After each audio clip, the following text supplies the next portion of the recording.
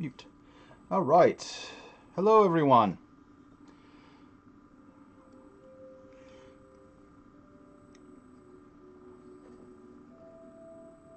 There it goes. Goodbye. No, don't leave. Everything's loading up.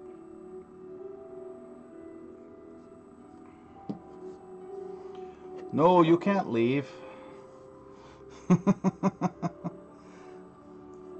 So order something, and while you're waiting, you can eat while you're watching.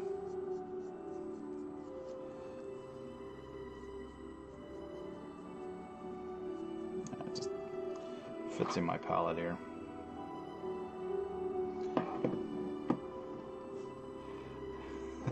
That's not my fault. You know how much pizza we'll be eating in a couple weeks? I'm sure that's what we'll be eating at Adepticon.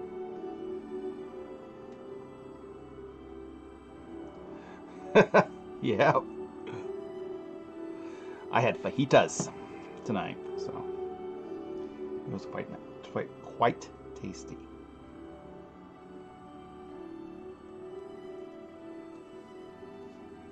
All right.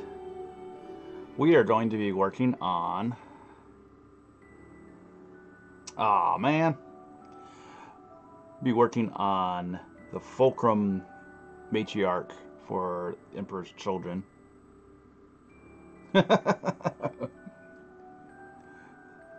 Sandwiches sound good. That does sound good. Like good old deli sandwiches. That sounds really good. So, I have quite a lot of these Emperor's Children models. About 54 different ones. Mainly troops. This is the Horus Heresy Warhammer 30,000 or 30K. So these are all been base coated and washed. The majority of the models will be very simple paint jobs. They're pretty much already done. I just need to add some highlights and some detail work, and some of them, and then do the bases, and they're done. This gentleman right here, he's going to have some a little bit more loving, some more highlights and shadows on him. So I'll work on him during tonight's show.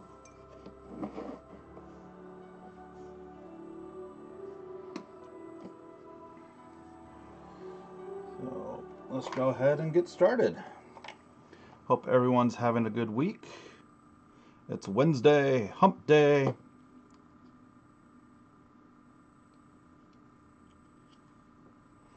Alright, so for the base coat on his skin, I wanted it really kind of pale.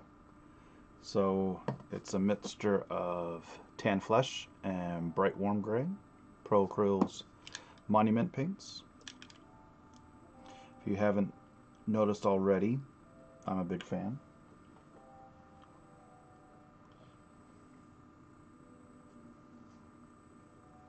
Looking forward to their new paints coming out next month. Also, less than 2 weeks till Adepticon. So excited for that.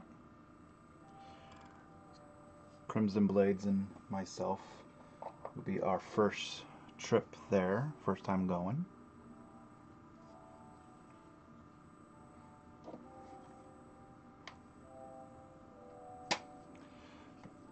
So we just got the hotel and the car all set up, so we're ready to go.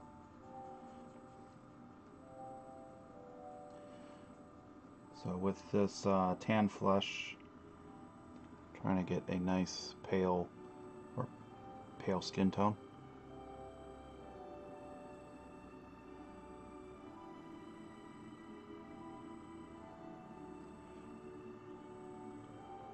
And I'm totally out of the camera, sorry about that.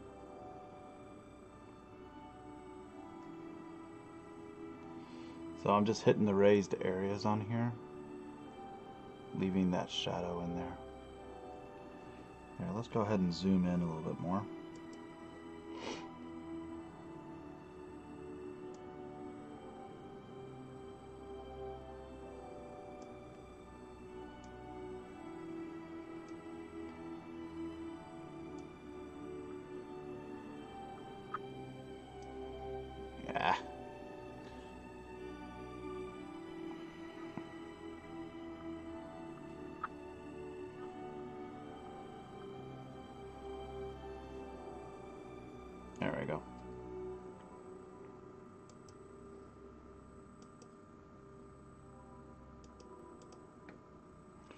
There we go.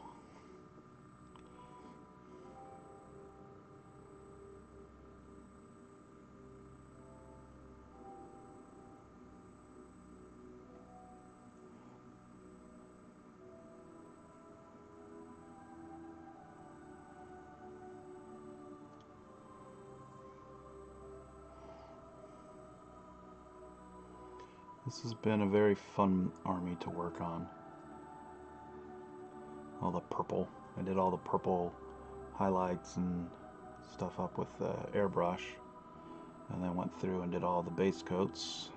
Did all over wash. Now I'm going back and doing the highlights. So for the Nets highlight, we're just going to add some more of that lighter gray.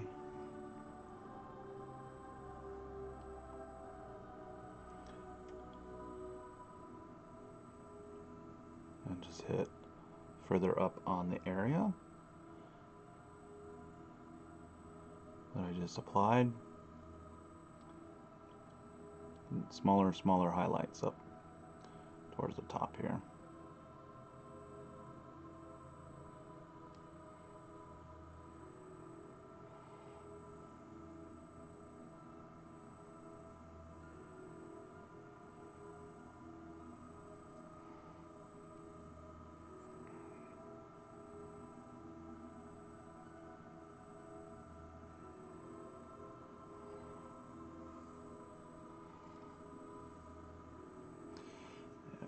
Light's really washing that out because he's so pale. Alright. We'll do a final highlight.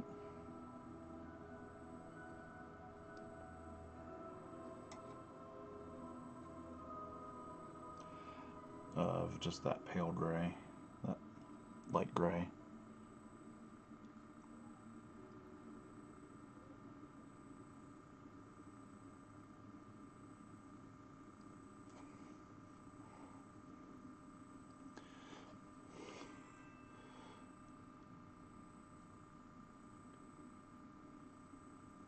I'm not going to worry about painting his eyes at the moment. I'll do that last.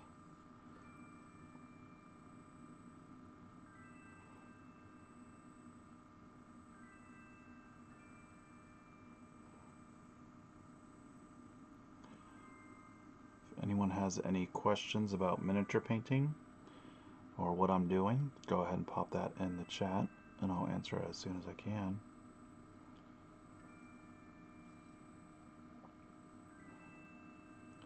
If you're working on some hobby stuff as well while you're watching, go ahead and if you feel like you would like to share, go ahead and share that in the chat. I'd like to hear what you're working on.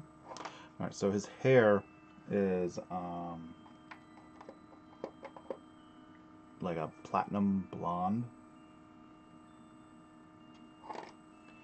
So I'm going to highlight it up with my bright warm gray and then add some bright ivory for the final highlights. And making a big old mess here.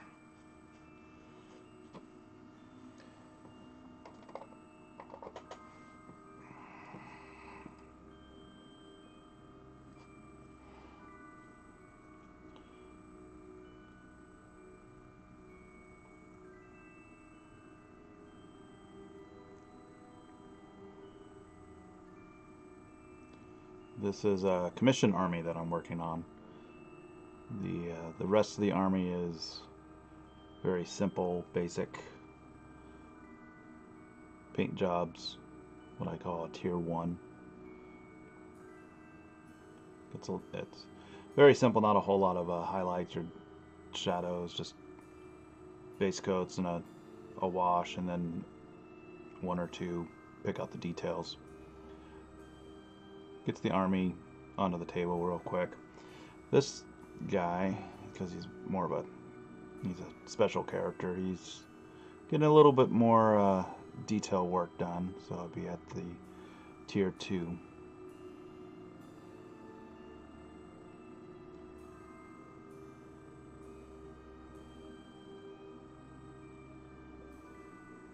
And he's on a nice display base. It fits in right in here, and then this other part just clips right in there. I added magnets. Ooh, fancy. So it makes a nice display base for him.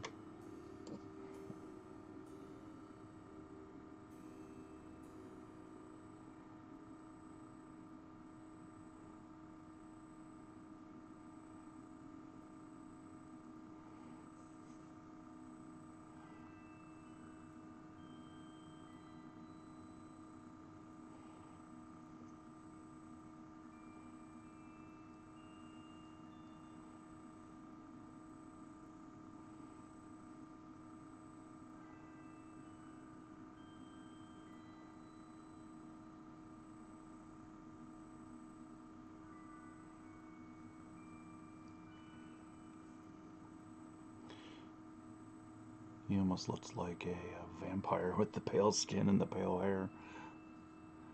It's a nice contrast to the purple armor. So.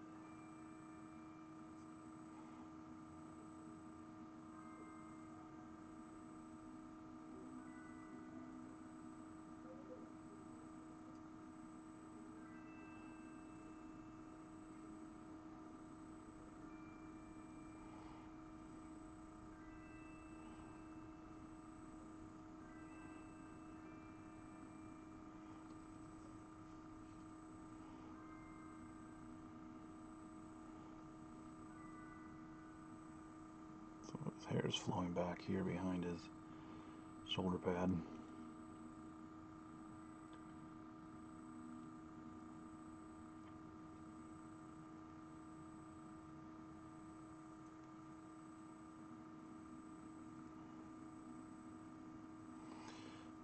Alright, so now we'll just work some of that bright ivory in here. And this is mainly towards the tips of the hair and just the edges that will catch light.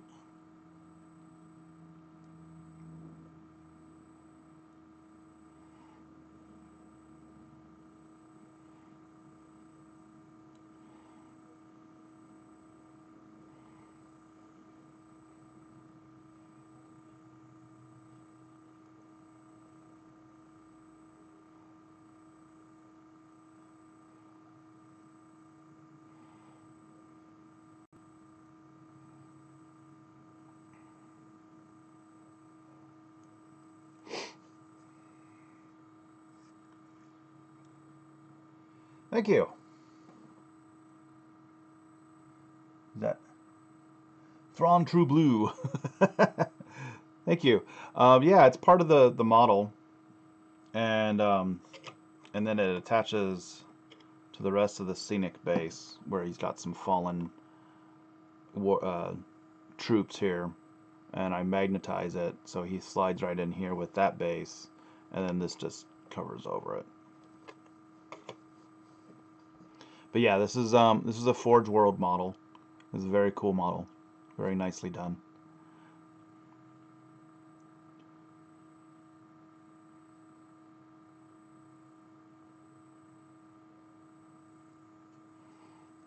I'm just dragging the brush across the raised areas here on the hair.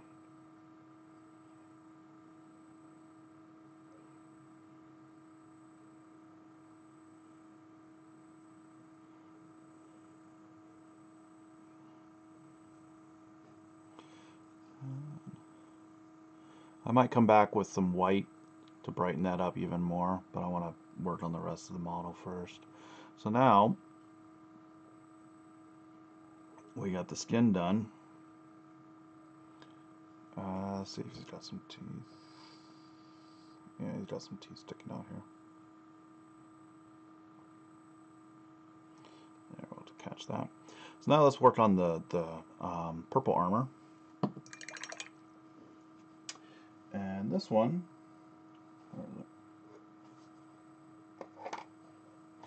I actually airbrushed it with Vallejo Lichen.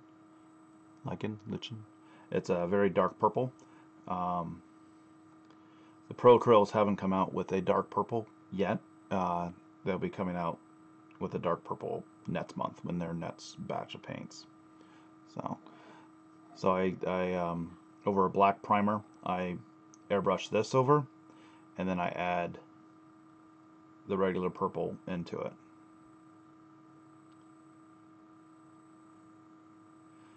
Oh, gluing bits? Yeah, it depends.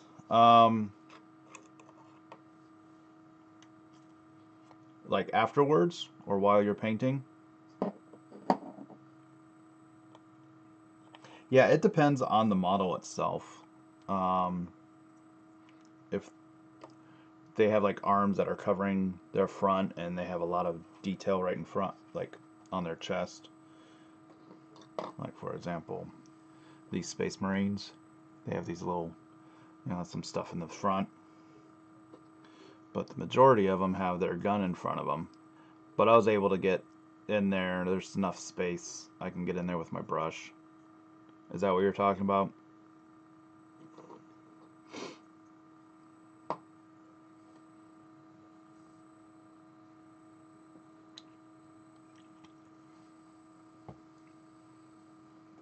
Oh, on the bases. Yeah.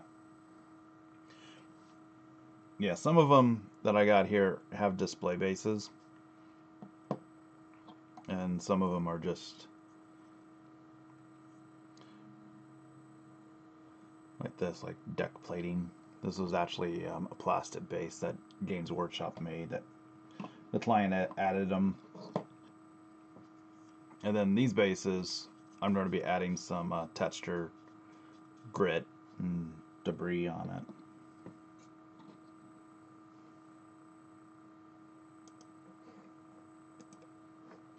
Hold on one second.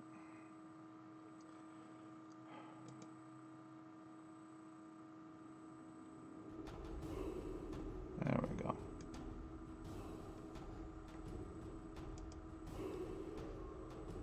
Get the music going. So, we're going to work on the purple.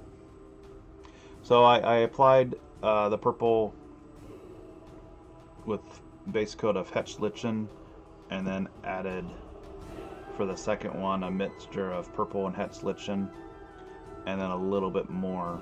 So it was like a 50-50 for the second highlight, and then the third highlight was about 25, 75, around there.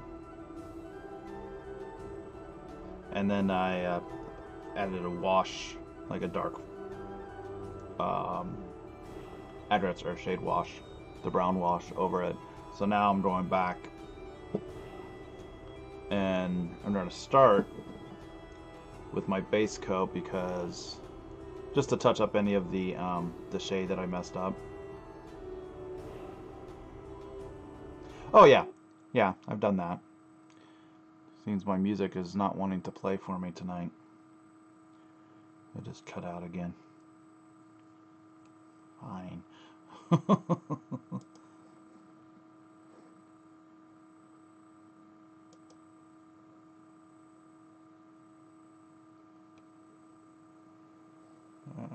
It's just not wanting to play. There we go. If it keeps acting up, I'll just turn it off. So I'm going to start with this to kind of touch up any loose brush strokes from the other, touch it up, and then slowly add purple into it. That's the process I'm going to do. Yeah, usually I wait till the end to add like sand and everything to the bases, but sometimes I'll put it on prior to it, to priming. But like static grass and anything like that, I'll do that at the end. Most of them are already on these excuse me, these plastic bases, like deck plating. So all I need to do is just paint those up like metal, rusted metal, and it'll be quick and easy. But like I said, I do have a few that are just plain bases that I'll be adding some sand.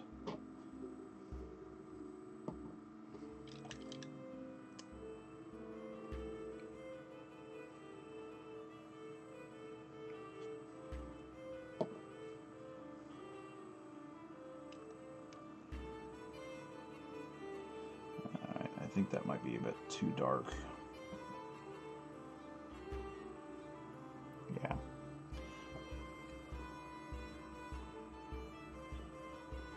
Now I'll add this around in the shaded area. Even though it's an airbrush paint, I can still brush it on with the brush.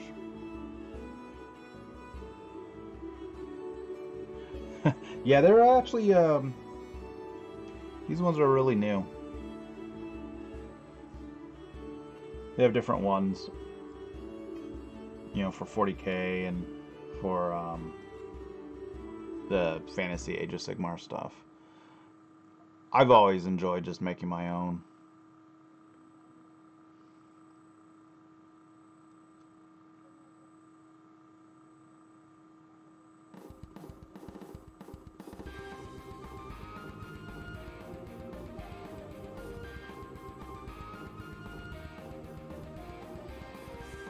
Sorry.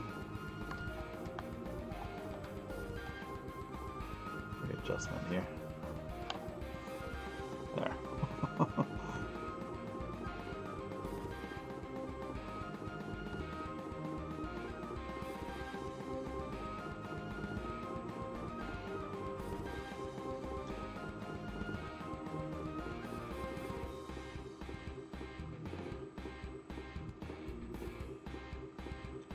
So on the armor, he's got this filigree gold all on him, so I'm just going back in with my base coat to kind of fill in where it should not be gold, it should be the purple. Going to help emphasize the shadows because it's a little bit darker.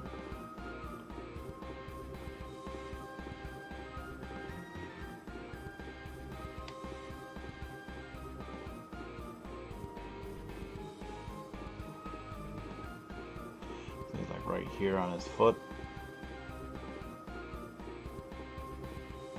Yes, yeah, Dwarves has really great stuff. Yeah, I enjoy making my own scenery, and you know, from styrofoam, sand, rocks, tree branches, things like that. I do the same on the basing too. So right here, I kind of got a bit too much of the gold in an area I don't want, so going back with this dark color helps fix that.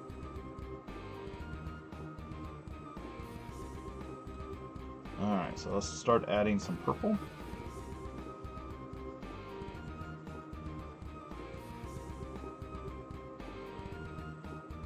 Just enough to lighten it.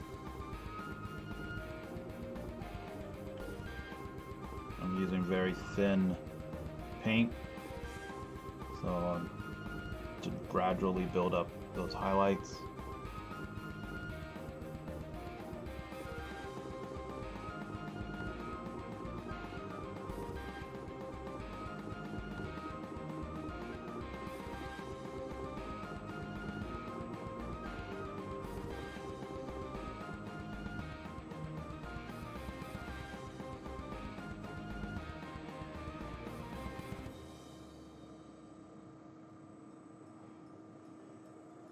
So I'm just pulling the brush up to the part where I want it to be more at the end of my brush stroke. That's, you know, I start from the bottom, working my way up to the top of the brush stroke. So when I lift up my brush, that's where the most pigment will be left behind. So that's where I'm pulling the paint for that highlight.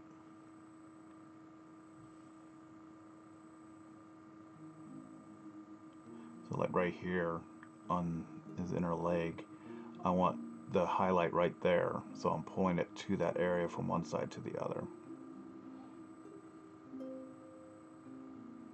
And I'm just dragging the brush towards the edge for that bright highlight. Now, when I was doing shadow colors, I'd pull the paint towards the recessed areas.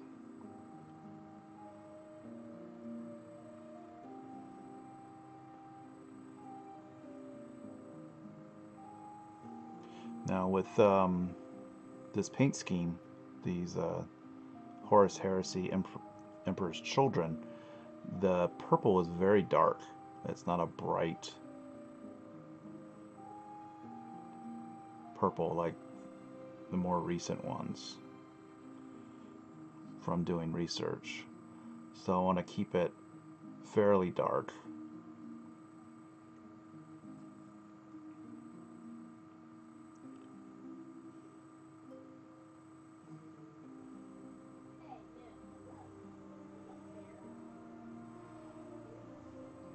So I know the on the Forgeworld website for this one, it was a very bright and vibrant purple.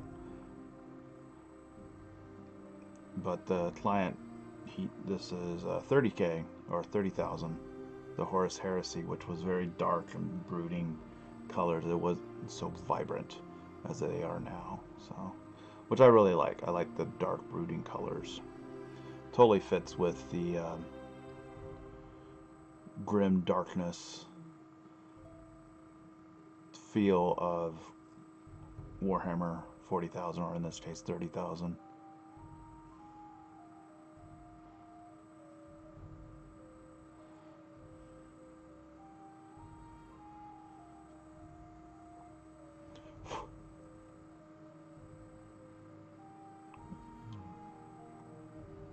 Oh, that's part of the model.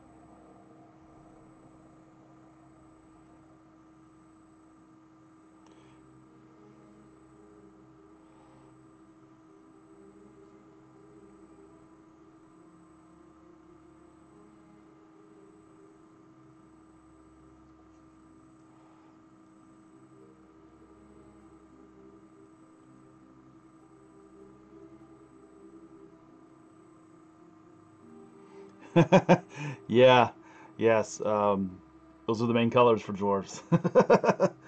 This army, I've been painting so much gold because it's usually,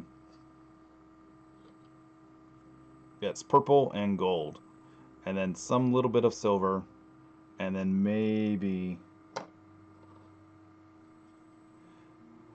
some off-white, you know, pale gray for the cloth.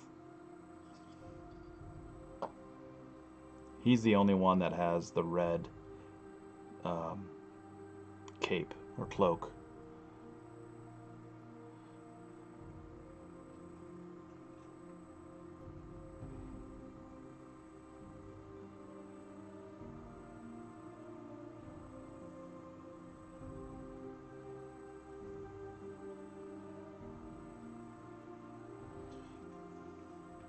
Yeah, because the colors on here is the purple, the gold, silver. I have black for the leathers, and then like a pale gray, a light gray. And I use some some flesh tone with that gray tone for some of the skin. I only have a few, excuse me, a few models with skin tone. That's about it. Well, it's really nice to have a very limited palette of colors you can get through. You can paint rather quickly because they're all an army. They're all a uniformed army. Alright, so I'm just going to add some more of that purple.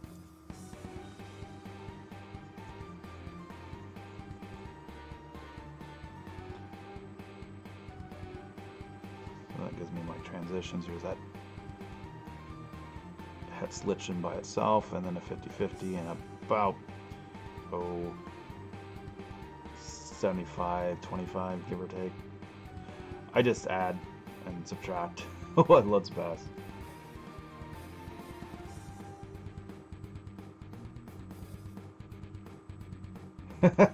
Cloaks, capes, yeah.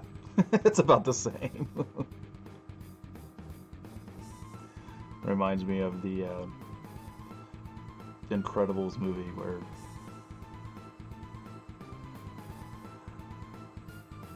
the costume designer is telling them no capes because they get in the way and kill off the superheroes. So this area, this part with this color, it's much smaller area that I'm applying it. More to the further up on the raised areas where the light's catching it.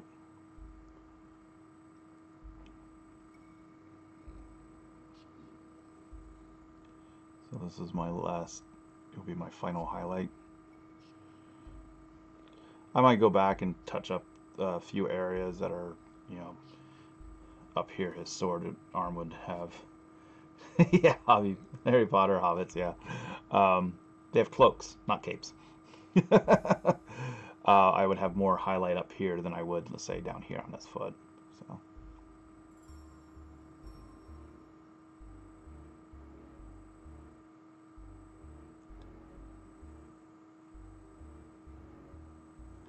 So I don't... Hobbitses. Yes, hobbitses.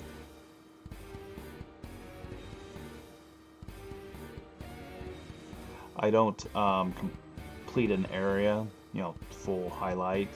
I get it to a point where I'm happy, and then I'll work on the other areas, and then at the end I'll get it all to a certain point, and then I'll look at it as like, okay, what needs more highlight, what needs more shadows, things like that, and then I'll go back and fine-tune everything.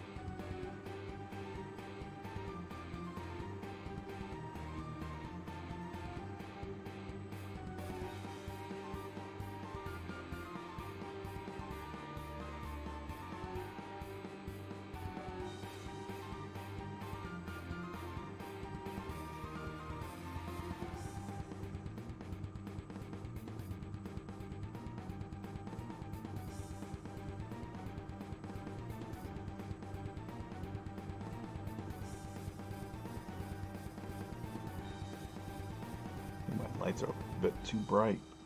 It's washing out the color. I'll have to readjust that. Alright.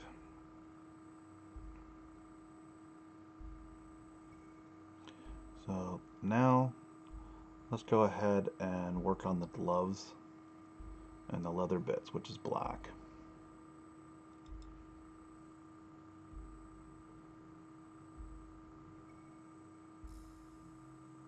Oh yeah, that's really cool. Having them caked in mud. Yeah, I've done that. It's those little things that make it just awesome when you do that. Yeah, it's the little bits. I've done that too, where I've, like, the bottom of the cloaks, I made it like really dirty and grimy. Yeah, it's really cool. All right.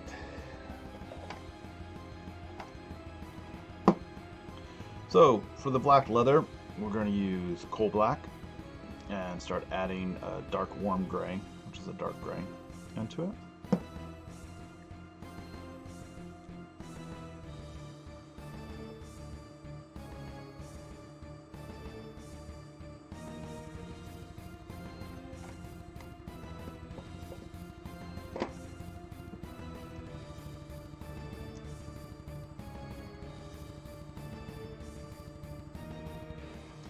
So it will be, my first highlight will be kind of a 75-25 mix, just a little bit of gray added into the black, and then just slowly adding more gray.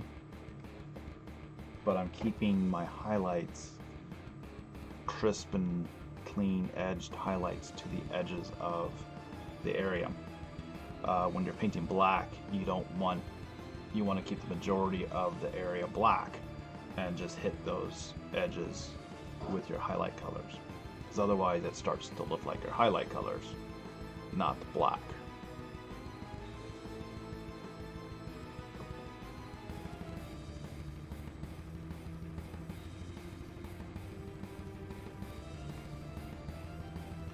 So this first highlight will be almost kind of like a charcoal gray, a black gray type thing.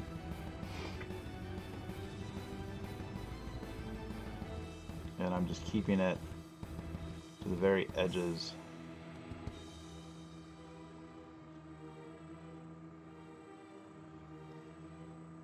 where from my lights I see the bright parts, like on the knuckles of his hands, on the tips of his fingers.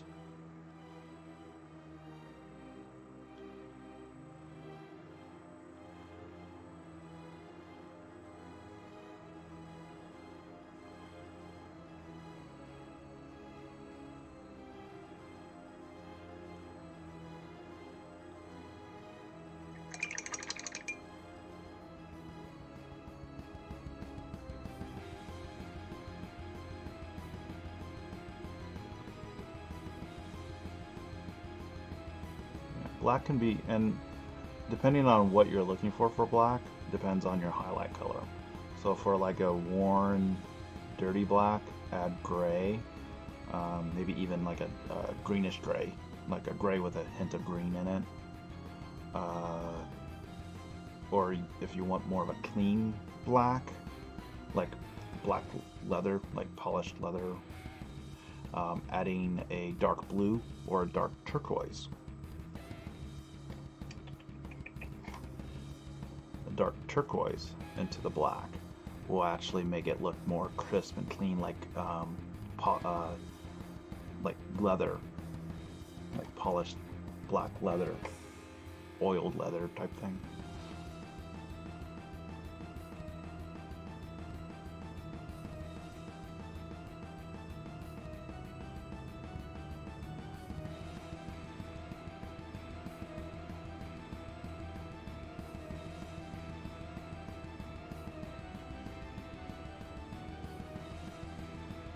He has some feathers on the back here that I'm going to be doing. I'll do more in a gray.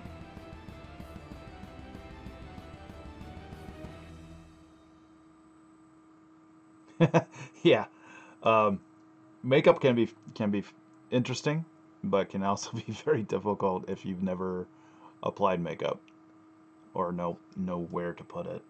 So. A female dwarf with makeup, that's interesting. Because you got to be careful, because you can put too much on it and she looks like a clown. So it's very subtle. You got to do it very subtly.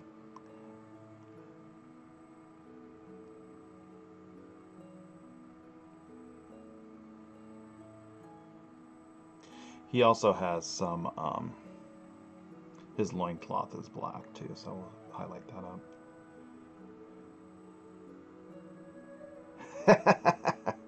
Yeah, Minnie from Drukari, she had a lot of makeup. A bit too much. That would have been funny.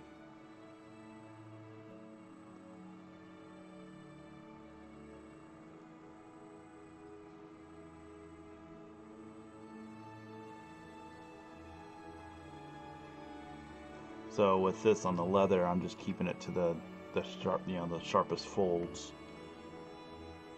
He also has some like leather belts right here around his waist. So I'm just catching the edges of that with this color. This holster here.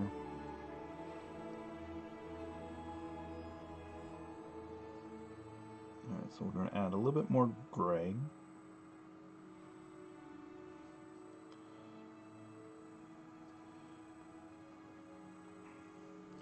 But I have just up above is my wet palette with all my colors on it.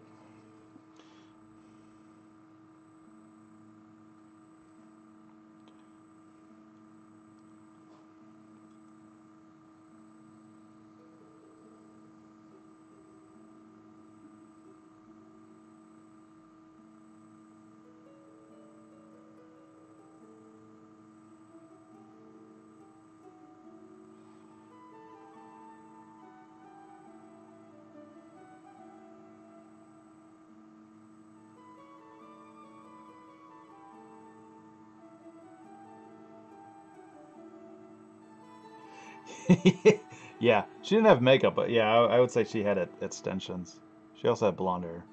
Yeah, she dyed her hair, or bleached her hair, I should say, because I believe the original Smurfette had dark hair, if I remember that correctly. So with this color, it's even lighter, and I'm just hitting the edges and adding some little slash marks to give it the texture on the leather gloves. Make it look like it's worn and cracked.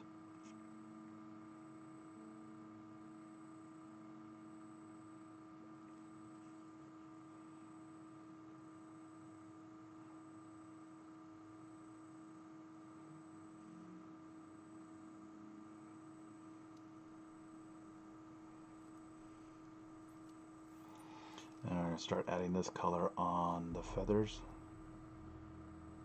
on his back, and then I'm going to make that a brighter gray, so it's still kind of a dark gray, but the final highlight would be a little bit brighter, just so it stands out. So this is almost like raven wings, and I know they have raven wings have a bit of blue in it because of the shine, but that's all right.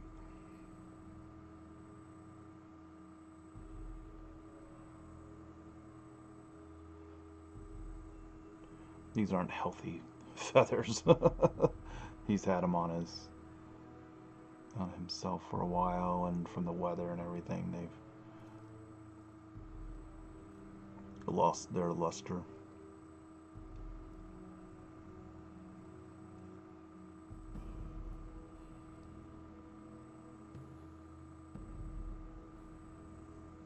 And if you go too far with the highlights and it's not quite black, you can do like a glaze of black ink over it.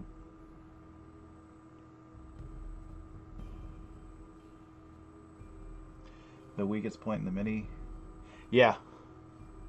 Yeah, because this is connected right by, he's like on his toes. But, I mean, he's kind of flexible. You know, he's got a little bit of give, but he's not that much. They balanced it out quite nicely. If it was really flimsy, I would have added a pin in his leg, or up into his leg and his foot, and added into the base, so he's a little more stable. But he should be fine. I'm not too worried about it.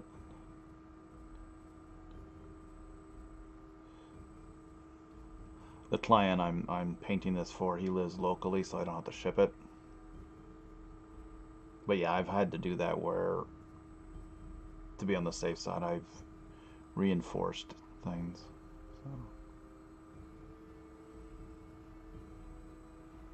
Alright, so we'll add... Yeah. That's true. Yeah, that's why I barely touched it.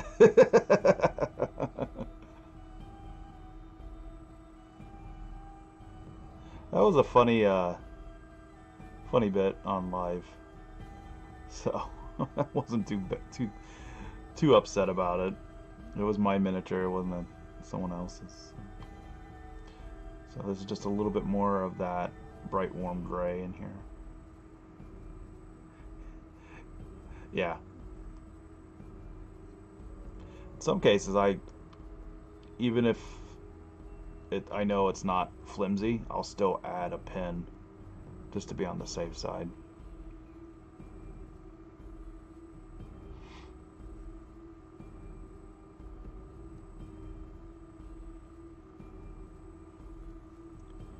This is just a little bit more of that bright warm gray, dark warm gray into the previous mixture for some final highlights.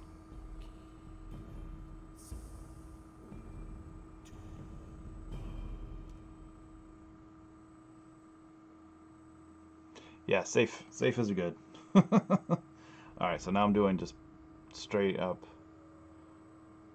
dark warm gray for these feathers and just doing very thin lines to show the texture of the feather.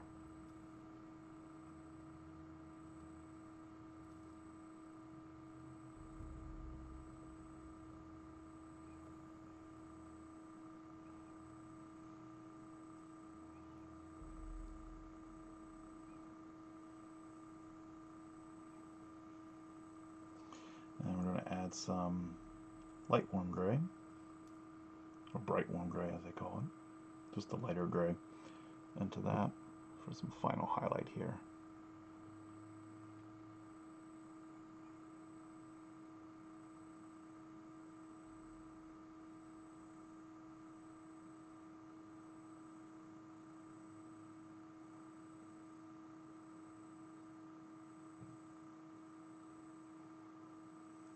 All right.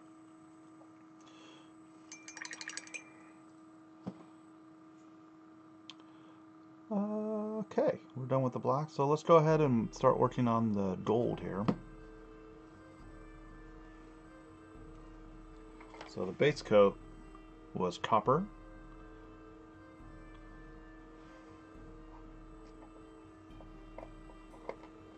So now I'm just going to go straight to rich gold.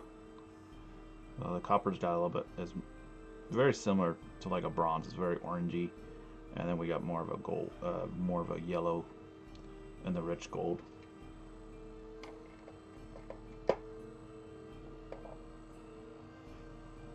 And then for final highlights would be this white gold, which is kind of a mixture of gold and silver together.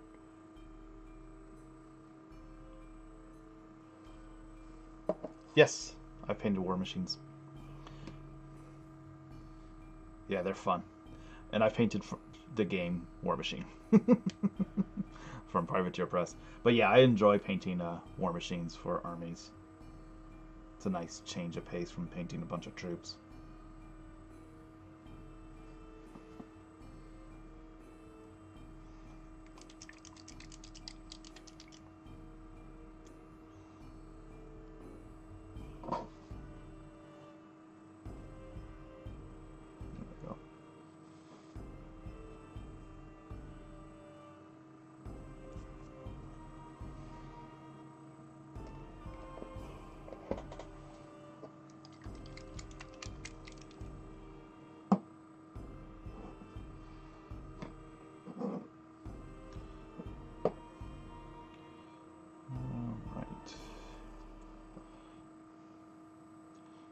Very nice bright gold.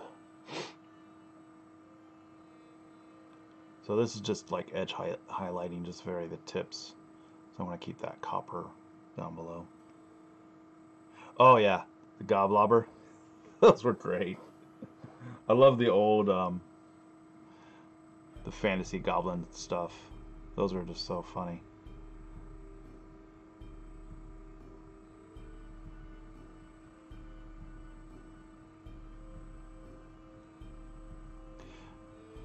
The fanatics, those were great. I'm glad they kept those.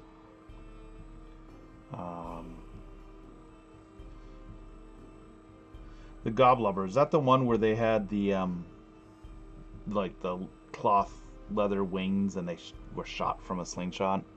Was that them?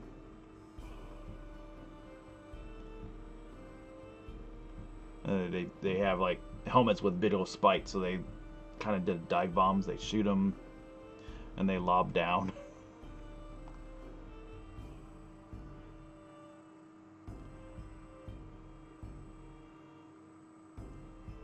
The snotling pump wagon was cool too.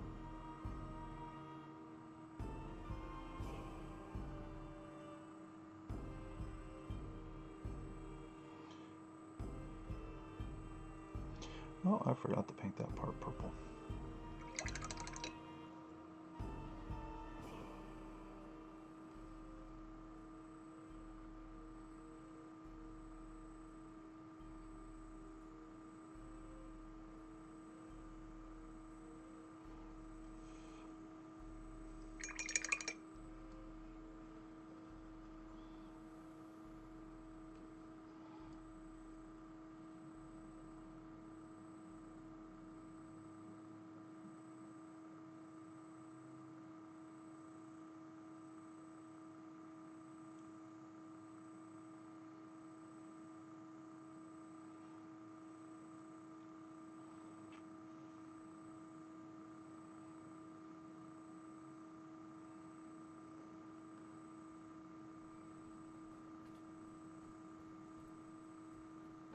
Okay, yeah, I remember that one. Yeah, I also like the, it was they had like cloth wings, and they had a cap with a big spike, and it was like a slingshot, and it shot them out. Those were fun.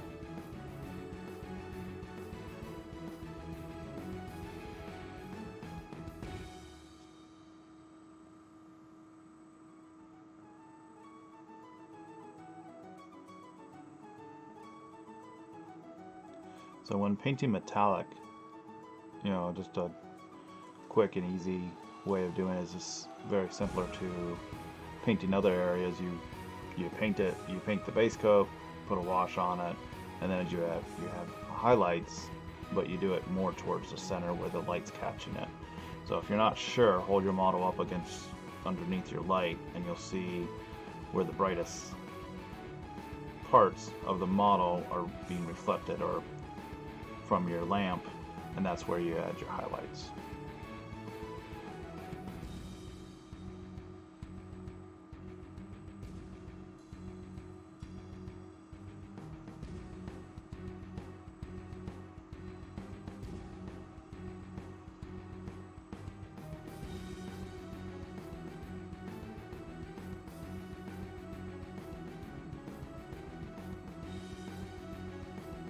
Oh, yeah, those gyrocopters are cool. You never got a chance to play it? Or buy one?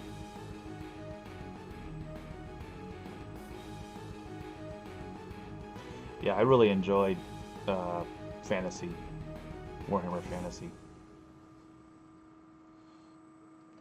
That was the first official tabletop game that I played. Was 4th edition of that.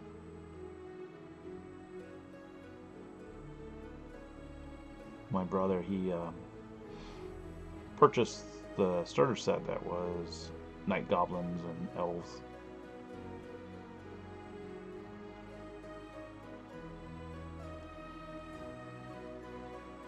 Oh, that stinks.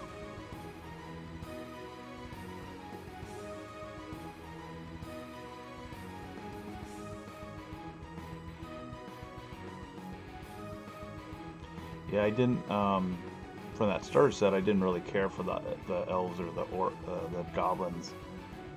I saw the undead, all the skeletons, and I was like, that's the army I want to do. So I started collecting all these, the vampires and the skeletons and zombies.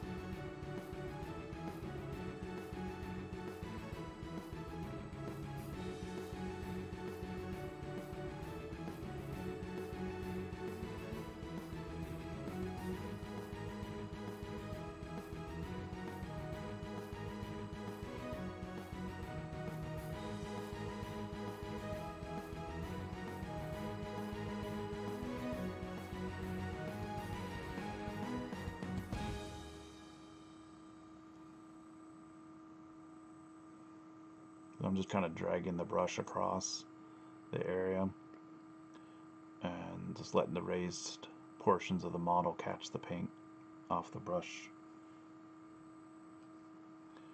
It's a little bit quicker to highlight. And I'm doing, you know, the side of the brush too. It's not the tip. I'm doing the side of it. So more area gets picked up. Helps speed up the painting.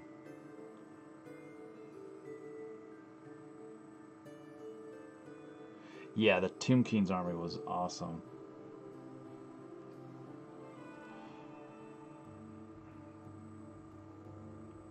I had a pretty good size army of that back in early 2000, like 2003, when I worked for Games Workshop. It was a fun army.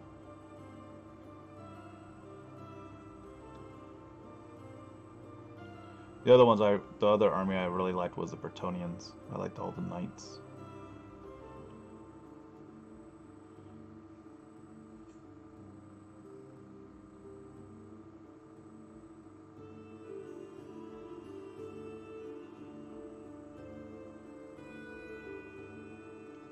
Got a bit of a gold trim on here. Let that touch that up.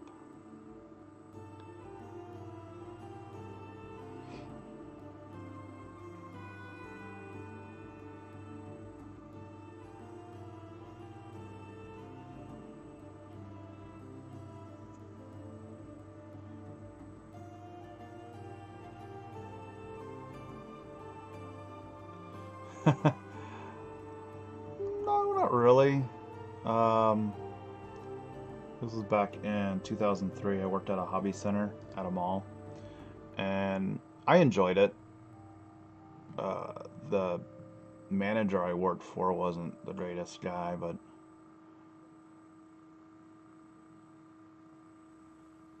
I enjoyed it. The people I worked with were really nice. But it's a retail job, so it was just like any other retail job where they want you to make the numbers and things like that. So I did enjoy sitting there and talking hobby to people and playing games.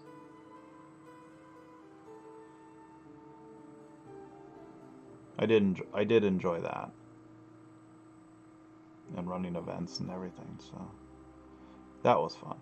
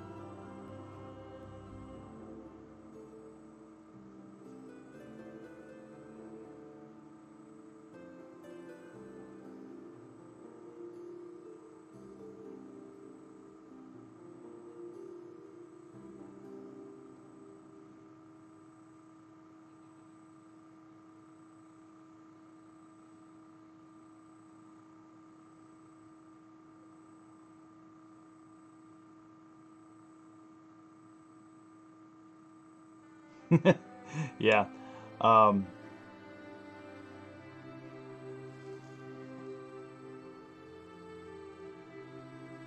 yeah, they did. There were a few rules, if you, which they don't do now, because there is a hobby center here in Minnesota. It's a bit too far for me to go to, and the few times I've gone there, recently I haven't had really any good experience with it. When it first opened, the guy that was running it, he was really cool. He was really nice. I enjoyed talking to him, and we became good friends. So, but Yeah, I don't go to the one. I don't go up there. One, it's like about an hour drive for me, and a few times I've gone in there, I haven't felt welcomed, and I'm not sure it's because I wasn't there to buy anything at the moment when he asked me. I was looking around, and it's one of those things. If you're not buying anything, they don't want you in there or something. I don't know. It's the vibe you get.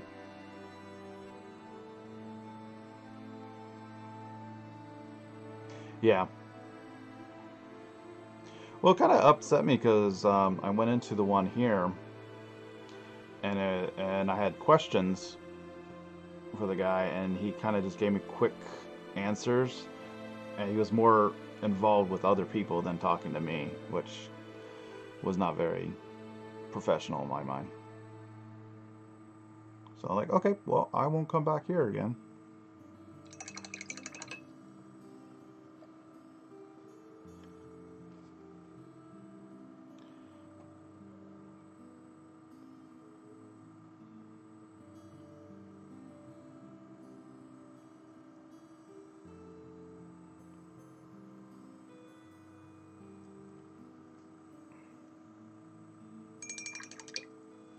But there's some local stores that I like going to that do sell Games Workshop stuff, and I enjoy it. I enjoy going to them because they're friendlier, and so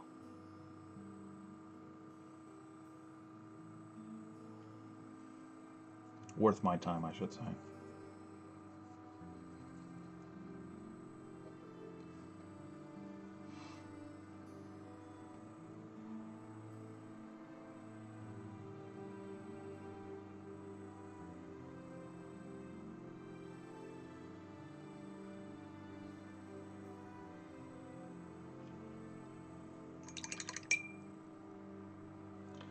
Alright, so we'll do some highlighting on the gold.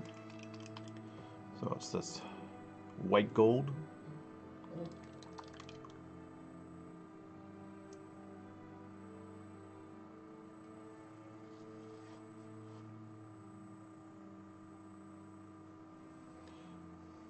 Oh, it's not really coming up because the white.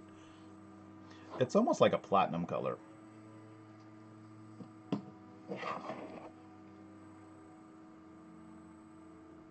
How's that right there?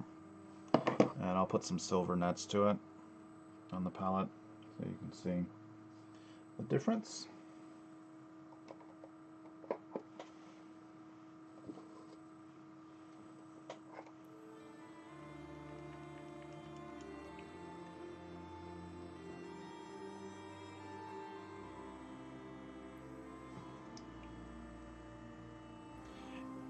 And I'm not saying that all Games Workshop stores are bad. I've heard good stories, you know, but you always hear the bad ones too. So.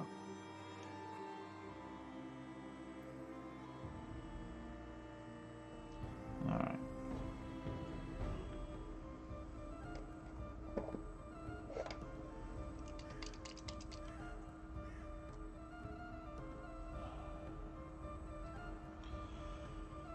All right, to show off these colors.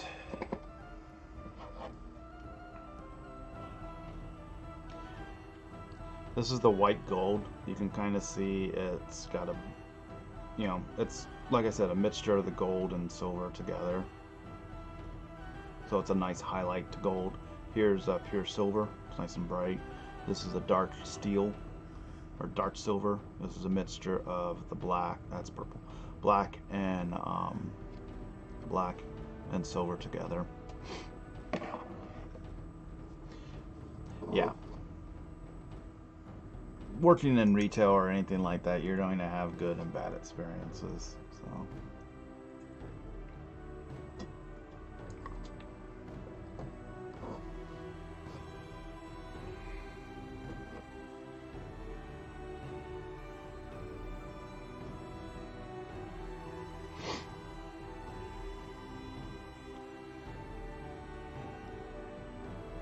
So this is just very edges with a bright light catching it.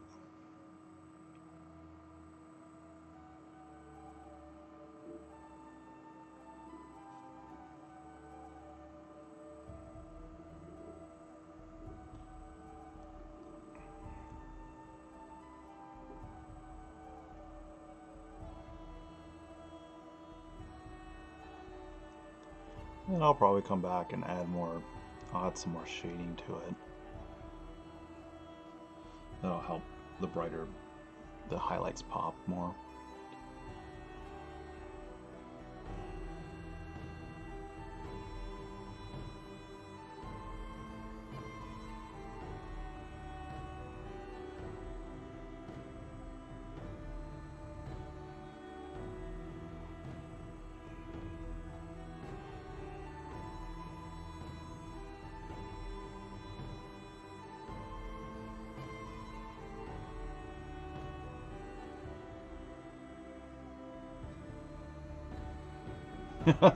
Oh yeah, I'm sure that's crazy.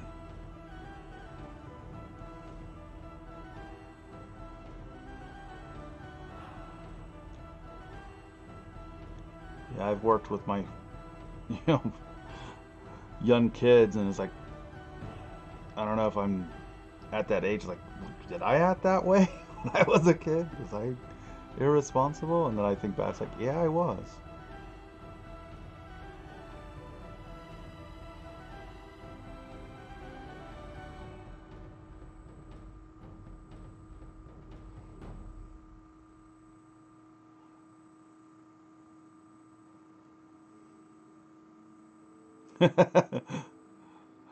Yes, it happens.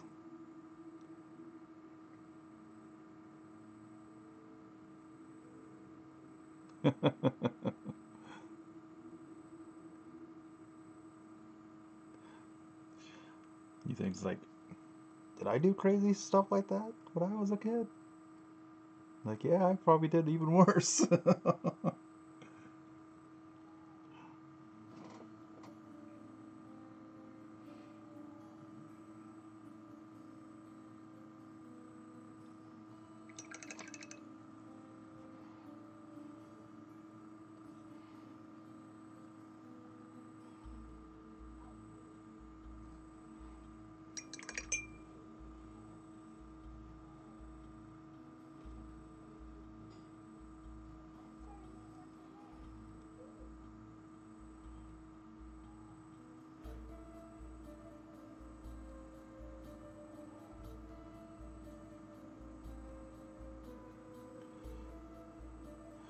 So, yeah, this white gold is just a great color for highlighting.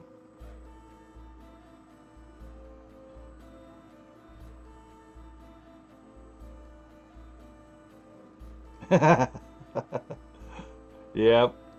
That was a good movie. I like that movie. It's sad, but it was a good movie.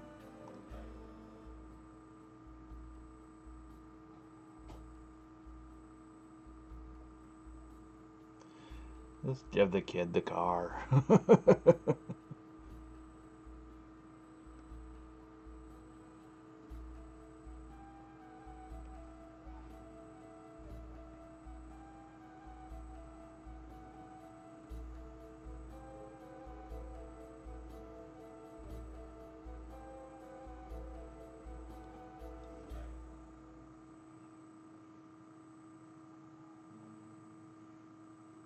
He just released a new one. It was called Mule or something like that.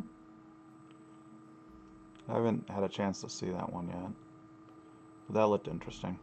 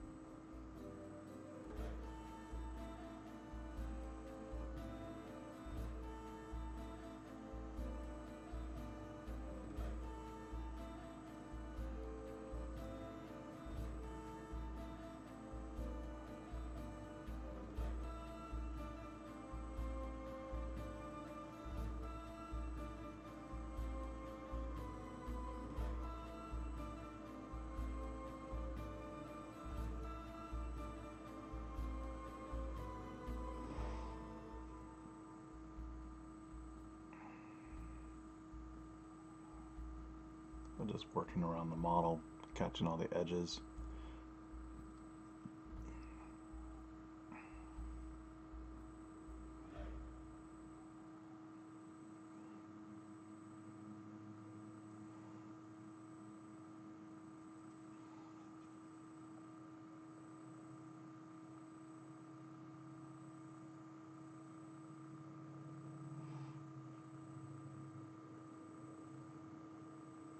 Yeah.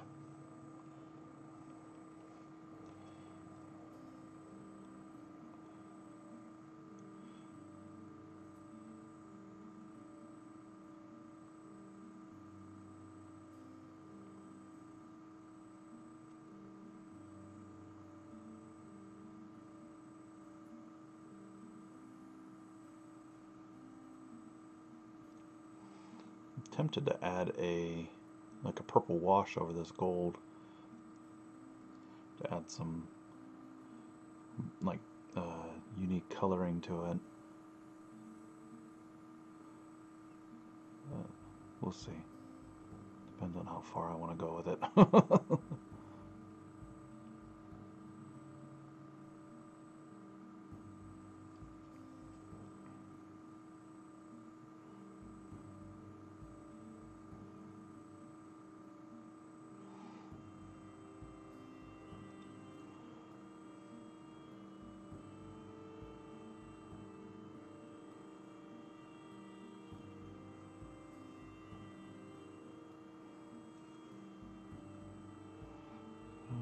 So that's it for the gold. I'll go ahead and switch over to the silver, paint that up real quick. So he's coming along really nice. Not a whole lot left to do on him. Once you get the base coats and the wash on it, everything else, that can take a while, is getting all the base coats on the models.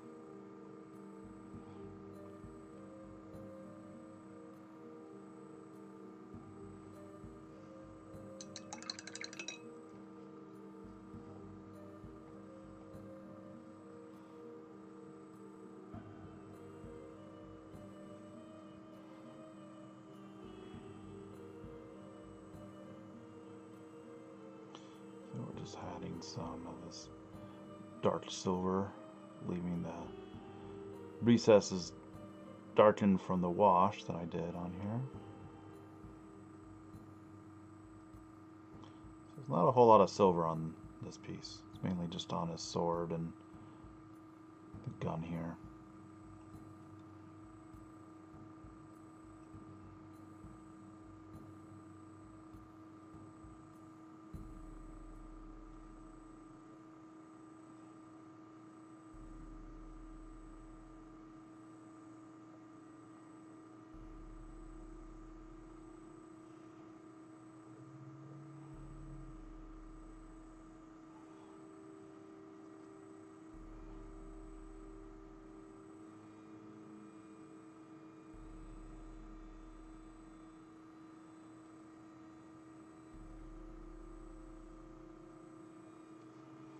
So now we'll just add some pure silver to that dark silver.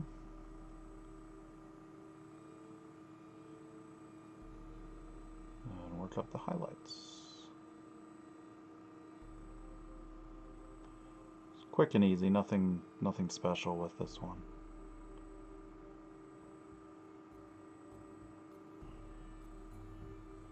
You can definitely go further and add more highlights, more shadows.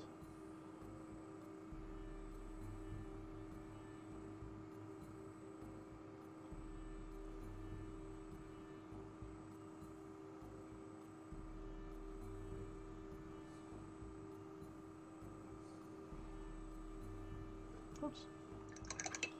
Missed a spot. Messed up here. There we go. Alright, so now just pure silver on the upper portion of the sword. Let's give it that sharp edge.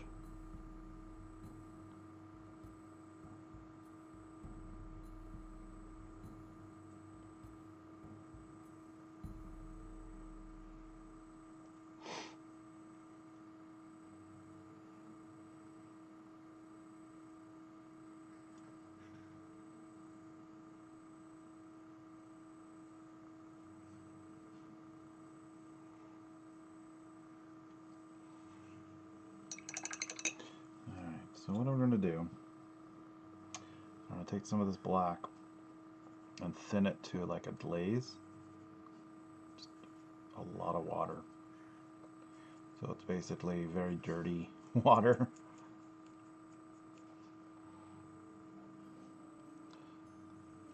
And just run it over the sword just to darken it up a bit.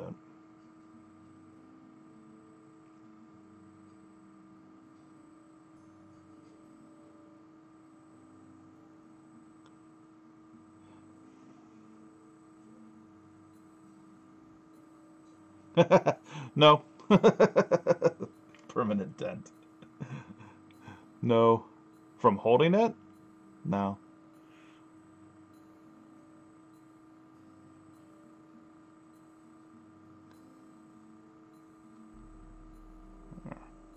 And then once that's dry, I'll go ahead and add another highlight of that pure silver just to kind of brighten it up a bit.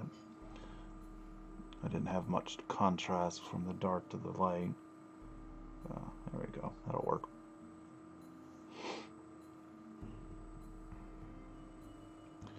Alright, so let's go ahead and do the red cloak. We just have that. And then we have the white. Nope, I don't have calluses. No, it's not a rough brush. I might.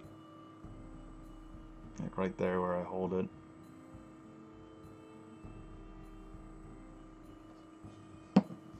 Calluses from holding the brush, that's funny.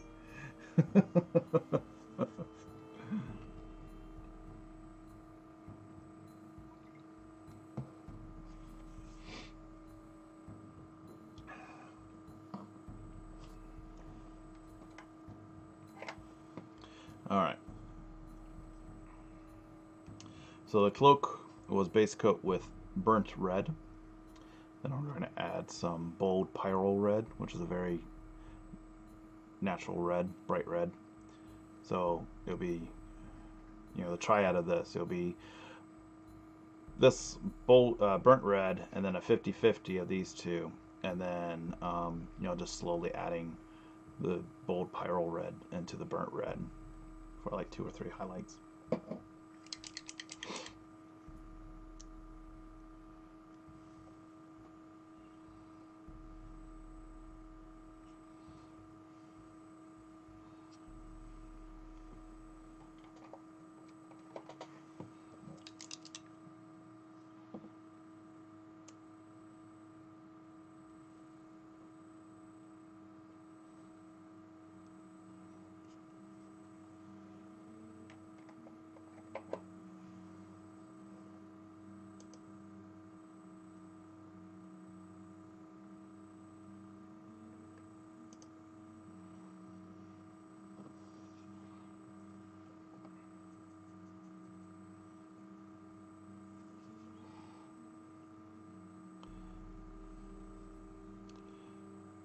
So I want to keep it dark up near the body. So I'm just hitting the raised areas.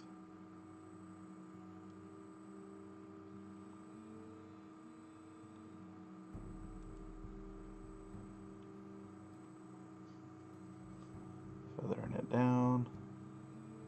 Right there, then going up underneath it.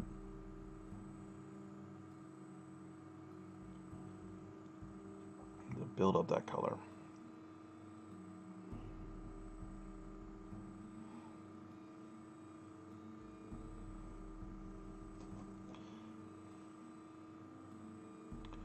I love the reds from this paint line. It's so nice and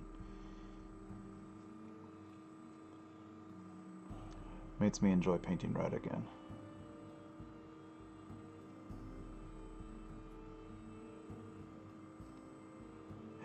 Yeah. Yeah, that was for a game called Panzerfaust. It was like World War II historical games, but instead of humans fighting, it's fantasy creatures as the character. So the dwarves were like Germans.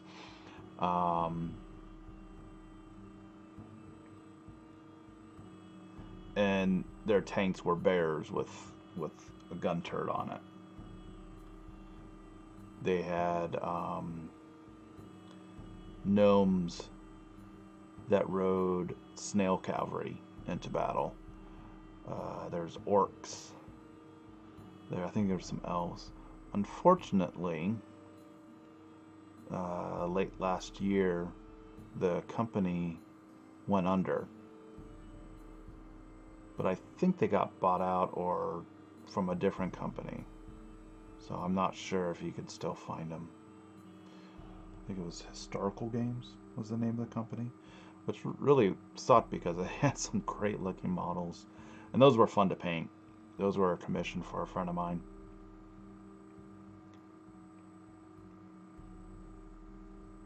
And that bear one was really fun to paint.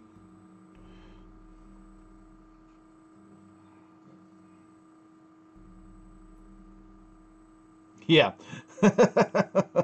Yeah, for that it's nice that they weren't armed like that.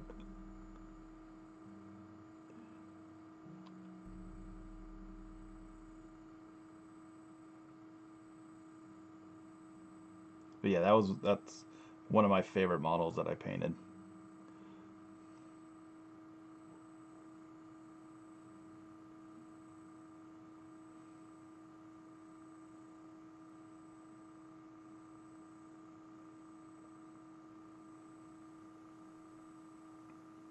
I know he had more models that he bought from the company that he was planning on having me paint. I think there was a couple more of those bear tanks.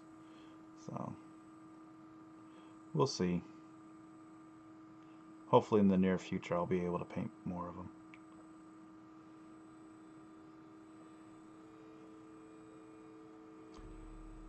Yeah, he would have gotten more picnic baskets that way. The Rangers would not have denied him those picnic baskets.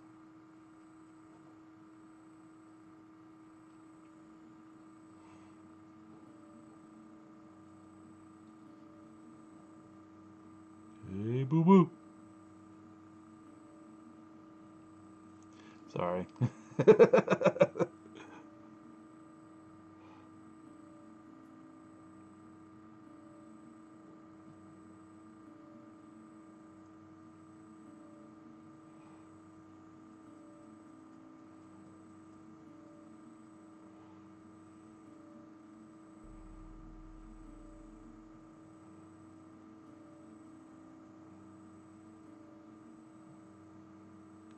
So right here on the curve of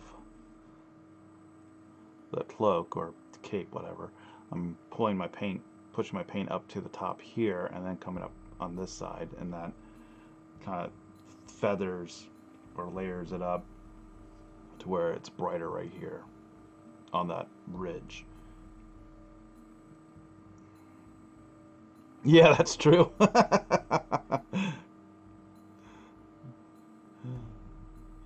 That is true. What would the Care Bears do?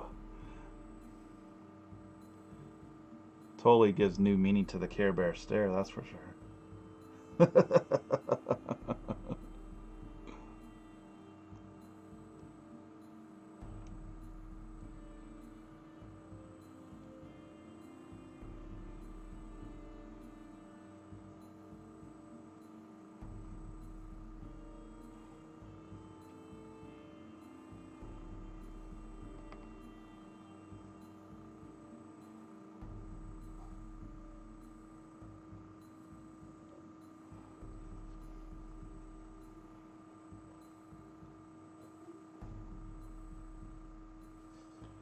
Alright, so I'm just trying to add, as you can see, there's a big difference between the burnt red and the bold pyrrole red. So I'm going to do kind of a mid-tone.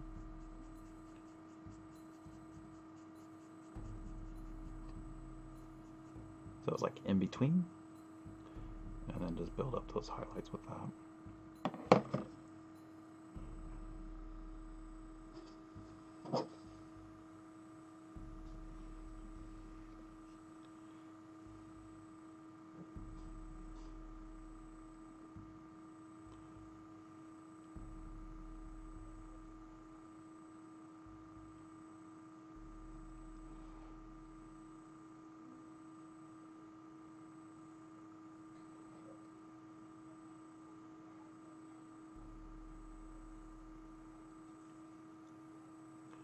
So I'm just doing it closer and closer to the tip. So it's like a pyramid, basically, or shingles, where you have your base coat and then a smaller highlight and a smaller and smaller. So you're building up that pyramid or tree, however you want to say it. So I start with my base coat, and then I do my first layer, and then half, the base coat's half of what it was of the shaded. The first layer is half of the base coat, leaving that base coat there. Yeah, it's playing. It's just a quiet moment during the song. And then half of that is my Nets highlight, and then half of that is my Nets highlight. For Crimson, let's check the music. It's playing. It's just a quiet part. Here, I'll switch the song.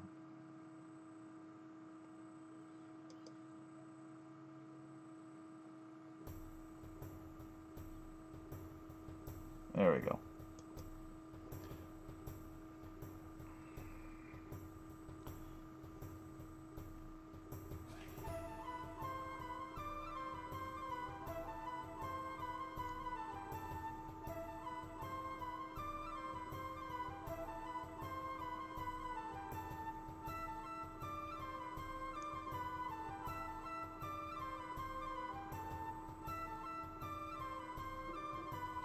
Did you get your food, Mr. Crimson?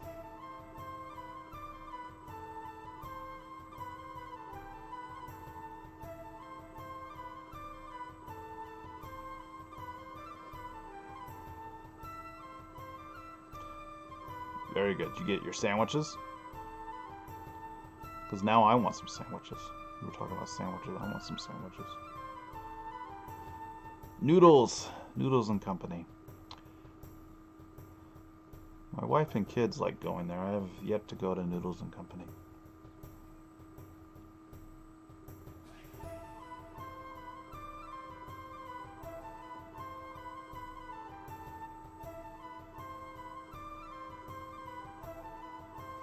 That's what I hear. And that's probably the only thing I would have from there would be the mac and cheese.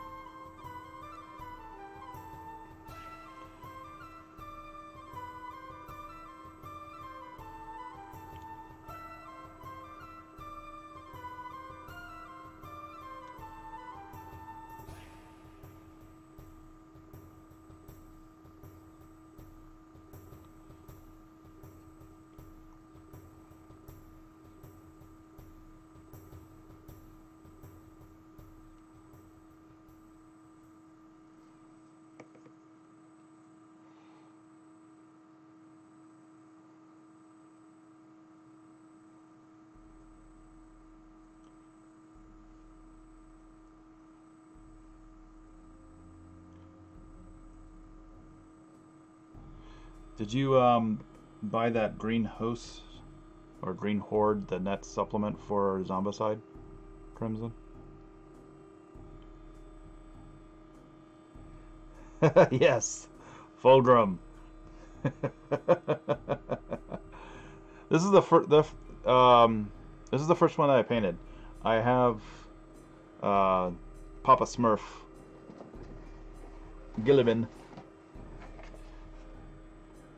waiting to be assembled and painted up. Yeah, I thought you'd have enough minis. I was tempted to pick it up myself, but I was like, no, I got too much as it is.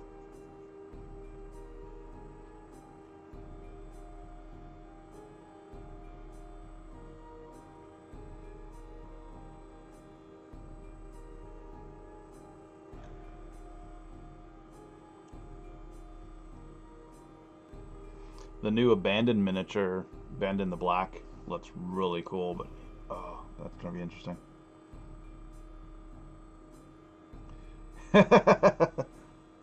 Yeah, that's what I hear, but that's a commission, so I can't really throw it in the trash. So just like this guy, he's a commission piece. So.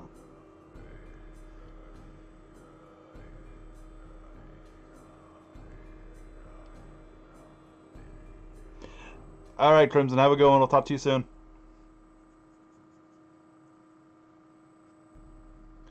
Don't kill your players too much with your Mr. DM.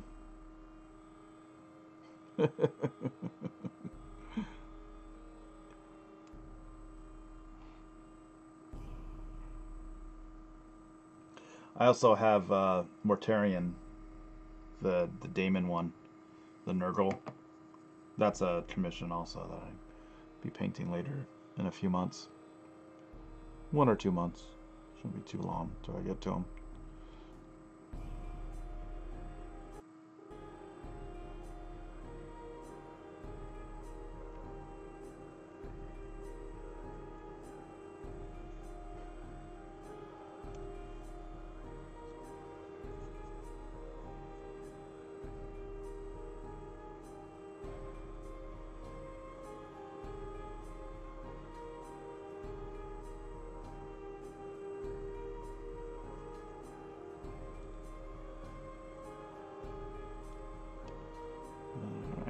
So we're just going to add some more that bold pyro red into the previous mixture.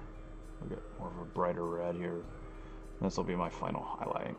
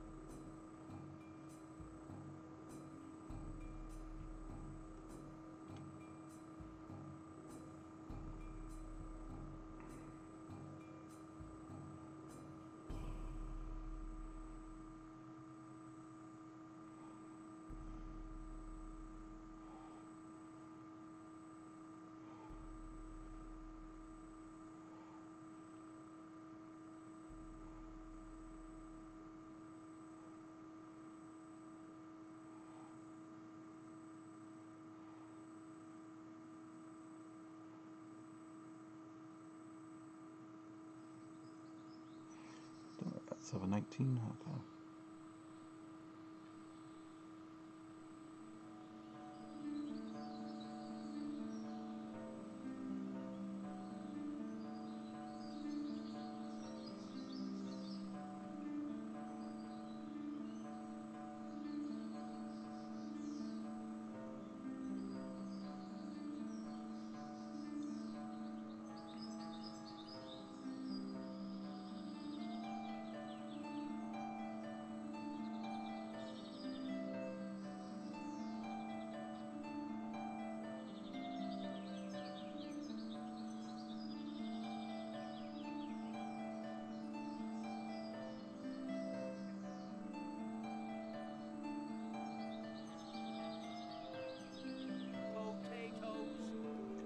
Blaine Headshot, thank you for the follow.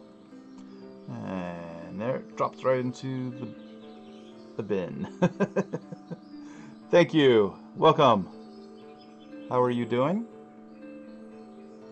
Glad you could stop in.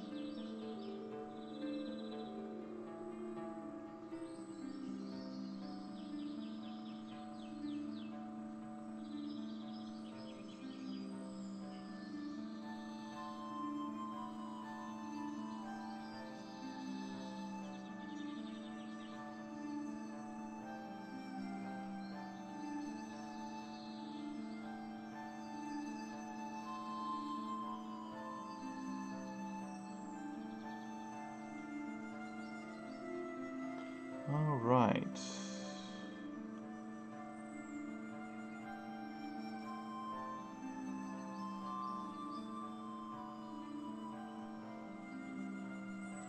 Looking good. Looking good.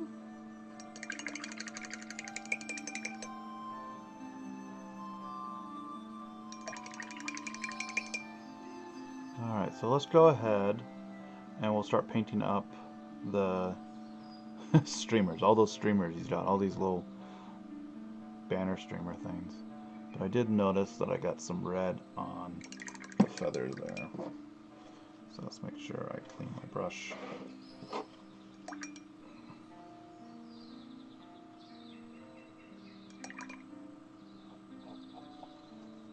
Red is so, if you don't clean your brush really good, especially using red, you can have red down in the ferrule here. So I'm using Monument Hobbies Gentastics Drunken Brush Glue.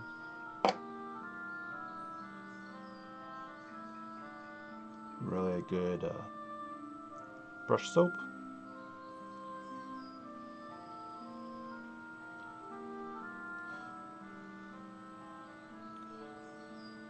Cleans the brushes nice and very nice and easy.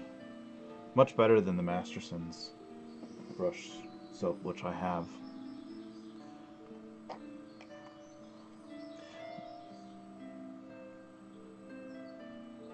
Yeah, the Beholder creature is really cool.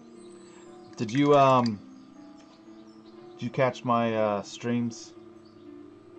Or even off YouTube, I painted a Beholder from WizKids. I just posted the 2 parts on YouTube, on my YouTube channel. So if you go to YouTube, the link I think is down below in the social media. If not, you can also watch the previous videos here. But I uploaded them onto my YouTube channel, and you can just type in KC Holt for the search, and you should be able to find it. Yeah, he was really fun to paint. I got a second one. That was a commission. I have a second one that's mine that I want to paint, that I'm going to paint soon. And I may be doing, I'll probably be doing different colors for it. So.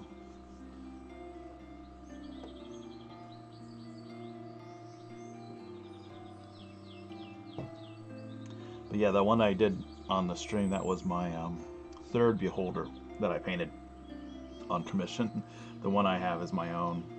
So really nice model to paint, the one from the WizKids. He's not within arm's reach for me to grab it. Alright, so all these little banners, these little streamer things, were painted with the light gray, the bright warm gray color, and then given a wash. The wash I used on this was a mixture of like Adrat's Earthshade, Athonian Camo Shade, like the green, and some sepia.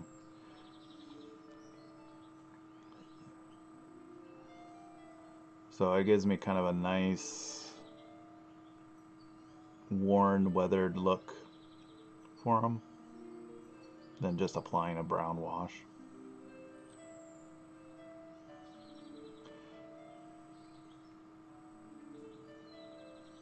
So once again, I'm just painting, the raised areas, the highlights, the edges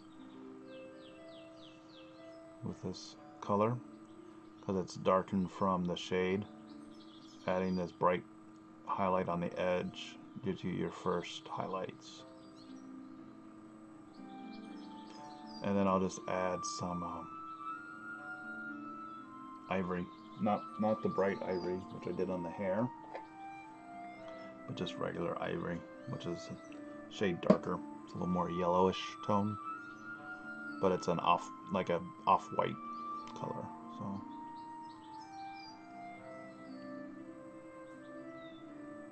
And then all on these little straps is these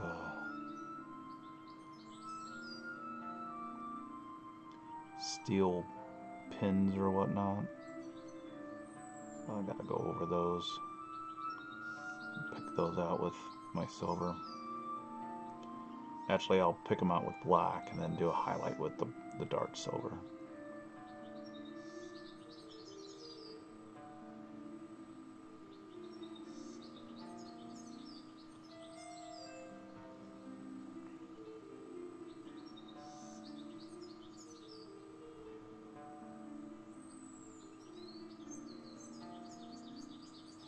This is kind of like their purity seals, but they're like streamers.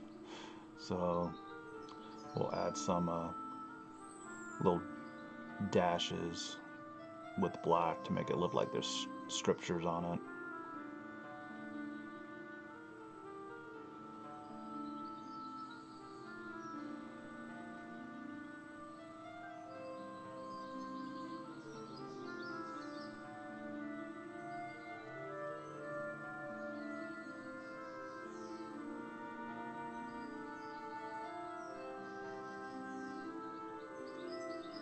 Got about a half hour.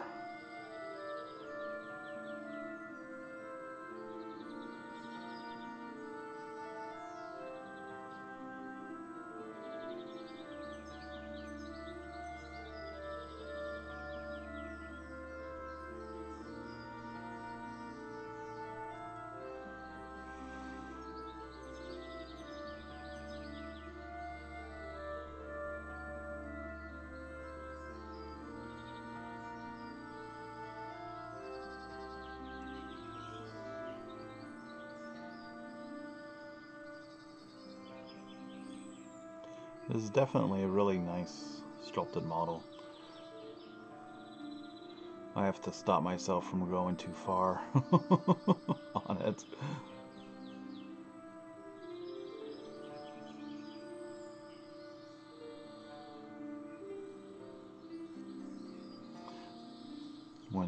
It's kind of hard when you're painting really cool models for commission, and the client, they want a specific way and they don't want certain colors, and you're like, no, but it should be like this. And you just want to go crazy on it and just add all these highlights and all these details, but you gotta stop yourself. Alright. So we'll add some ivory. I'm not going to do a mixture. I'm just going to apply this right on the most prominent areas, the raised edge tear areas, I should say.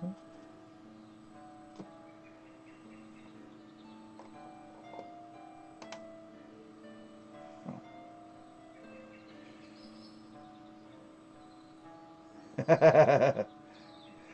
Yep, it was bigger on the inside. Yeah, the TARDIS was really fun to paint. And I was kind of doing similar to the Van Gogh, or Van Gogh as they pronounced it on the show. You know, very bright, vibrant colors with a bunch of texture on it. That was a Reaper miniature, and it's titled Telephone Bots. But we know what it is. There is a Doctor Who game, miniature game, by Warlord Games? Yeah, Warlord Games. And they have, I got some of their models. And they have a TARDIS. They're coming out with one. Yeah, good old Reaper renames.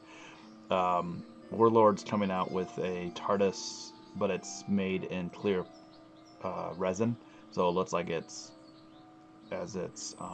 coming into, it's materializing. So that'll be fun to paint, to make it look like it's coming into, it's dematerializing. Jeez, I can't talk.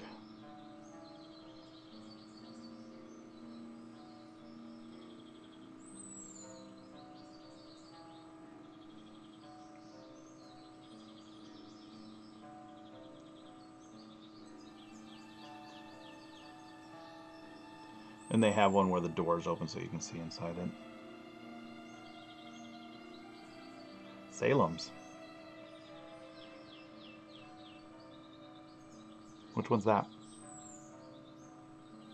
Sounds familiar. I can't place it right now.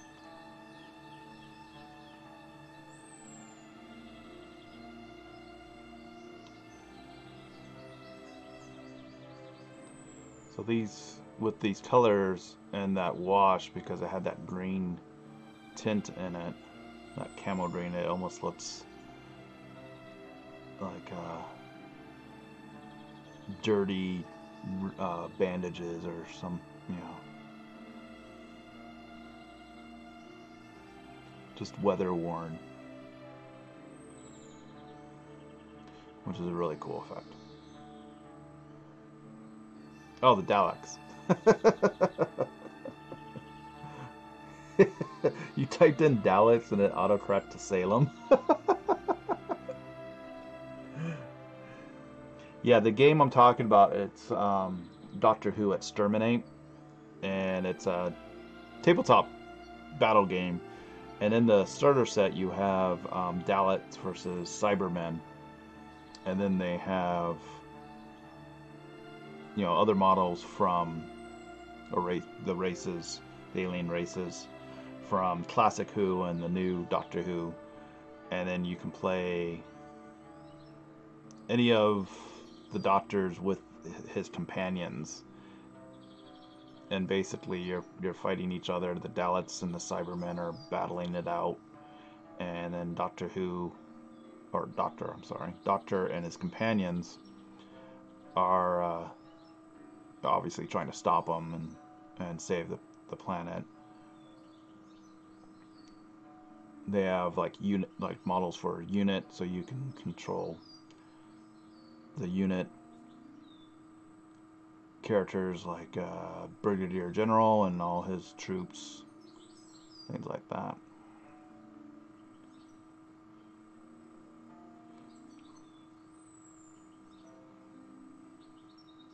Yes, I've seen some of those and they look really cool, so.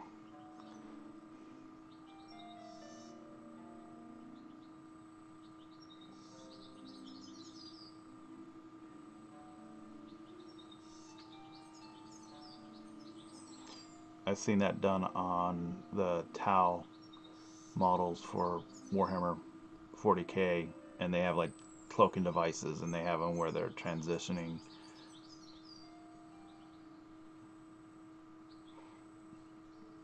Very cool effect.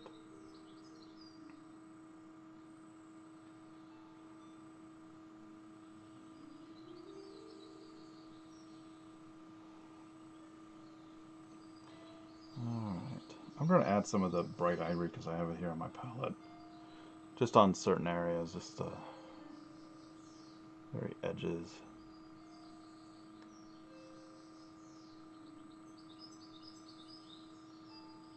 I really like how these streamers turned out. Oh, sorry. With that wash. Makes it look very weathered and dirty. Dirty bandages almost.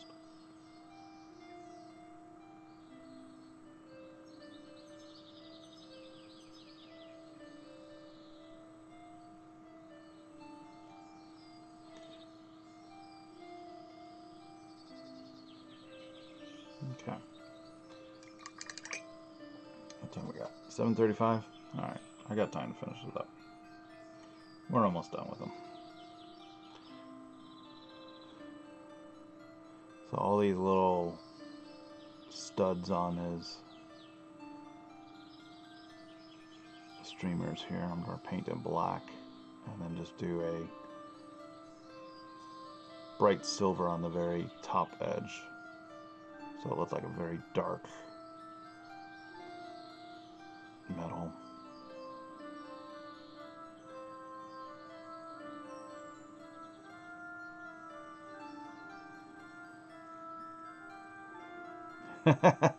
Yep. Yep. Yeah, I played some of the X-Wing from Fantasy Flight games.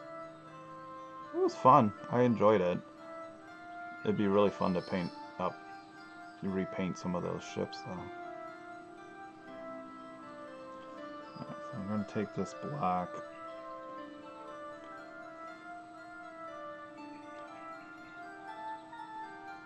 And just do some random little squiggly lines.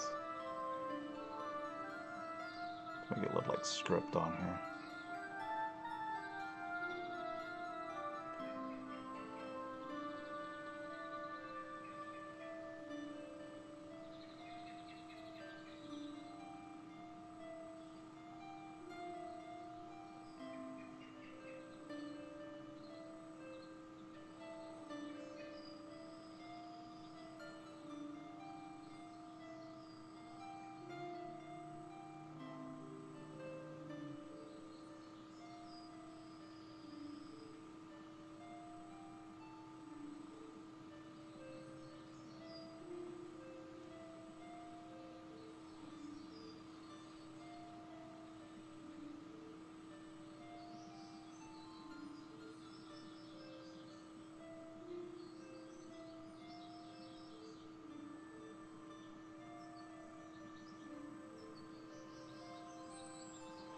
The snow effect, it depends. I've used Gale Force 9. That company's made snow. And all I do is I water down PVA glue or white glue, Elmer's glue, and I add the snow scatter from Gale Force 9 into it to make a paste, and I'll apply that on with like an old brush or toothpick, and then as it's drying, I'll sprinkle some of that other snow on top of it to make it look fresh. Another product that I like using and a lot of the more recent ones, like the odor that is in the slideshow, and also there's a frost dragon, is the crushed glass from Secret Weapons, and it's basically very fine crushed glass, and then you use a clear resin. It's their water effect, and you just mix it together and then clump it on there. Because it's crushed glass, it gives that glistening of snow. Unfortunately, you have to be very careful and cautious when doing it, because it is crushed glass. You don't want to breathe it in, so have like a mask so you're not breathing in if you're doing a lot, and wear protective gloves. Like I just wear rubber gloves so you don't get the fine pieces of glass in your skin.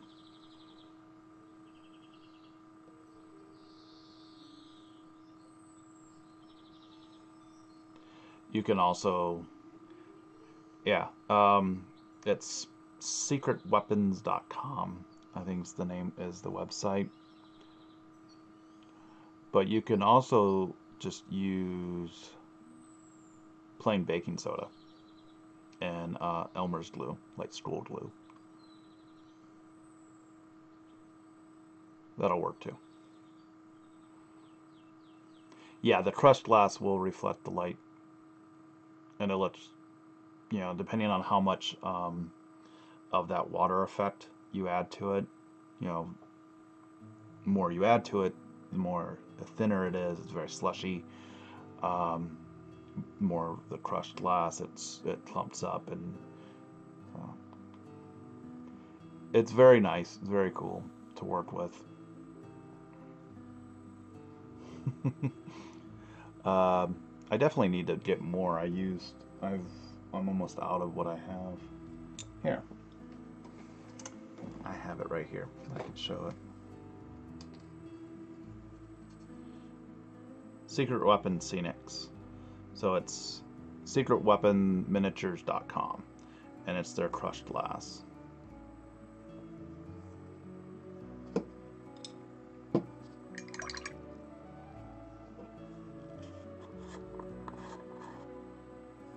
Yeah, you can see I'm almost done with it.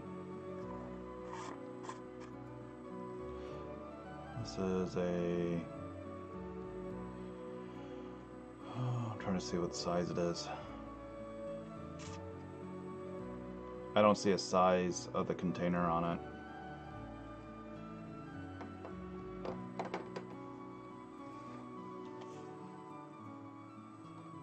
But I heard not to get the water effects from them, because that's quite pricey. You can use the same, you can get the water effect gel or liquid from Vallejo. It's a bigger bottle for about the same price, or maybe a little bit more, for more of that medium. So you can try that out.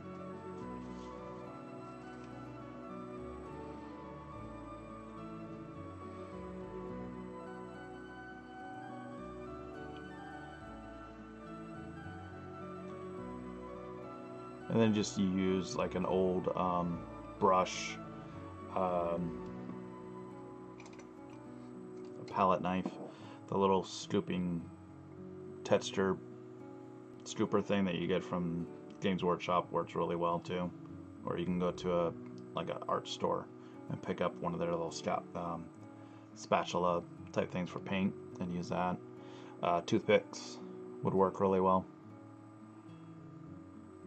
Back end of your brush, and all you're doing is you make the paste, and then you scoop it on, and then you kind of push it around on the base.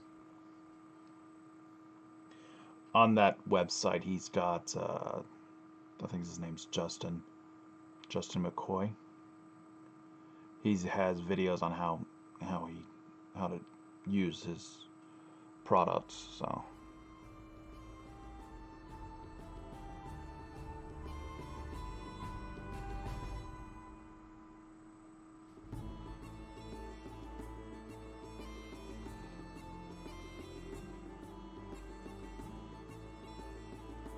These models have so many of these bolts. It's ridiculous. These ones. Yeah. Toothpicks are your friend. The Horus Heresy Space Marines, they have all these bolts on them. It's such a pain. In fact, I learned to paint. I started painting with toothpicks because I didn't have these really nice brushes when I started. I used the flat toothpicks and I bit into them, made them smaller to apply the paint.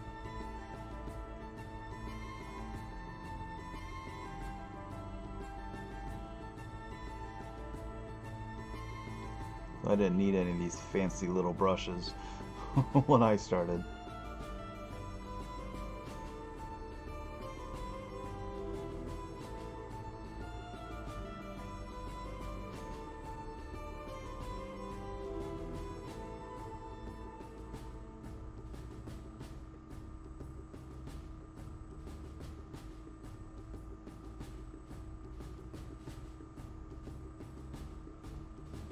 Just getting up in here to get those parts, those little bolts here.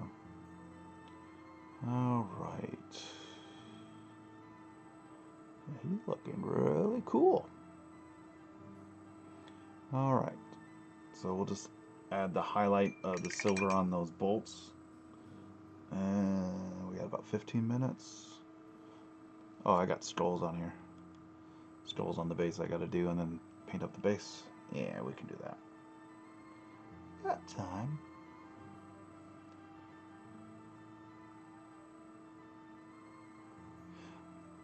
Oh, Milliput? I've tried using Milliput to fill. Are you talking about the seams? Where like two parts come together and you have like a seam hole? I'll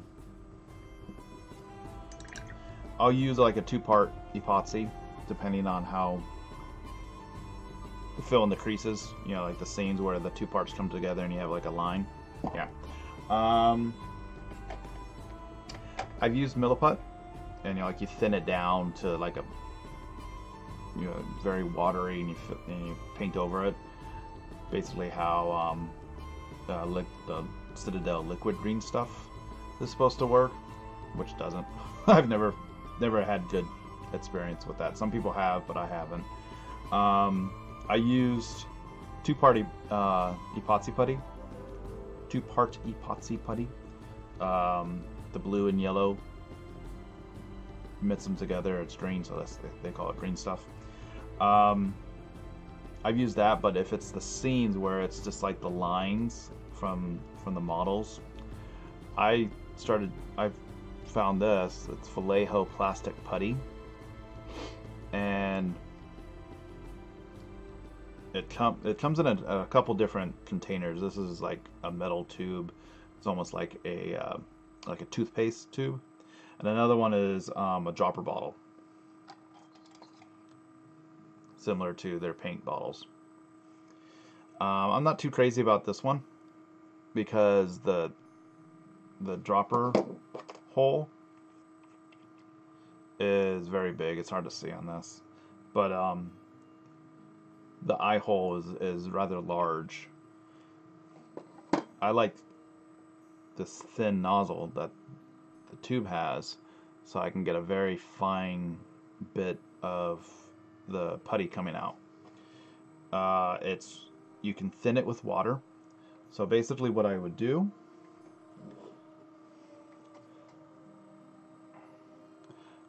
so like right here, let's say there's a seam, like I had to glue this part of the cloak to another part, and so there's obviously a seam where the two parts meet.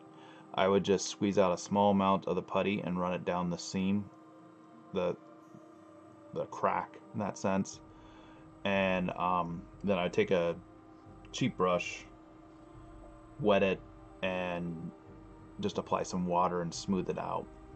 It dries within about 30 minutes, and if need be, you can go back over it with some more putty to smooth it out, or you can sand it.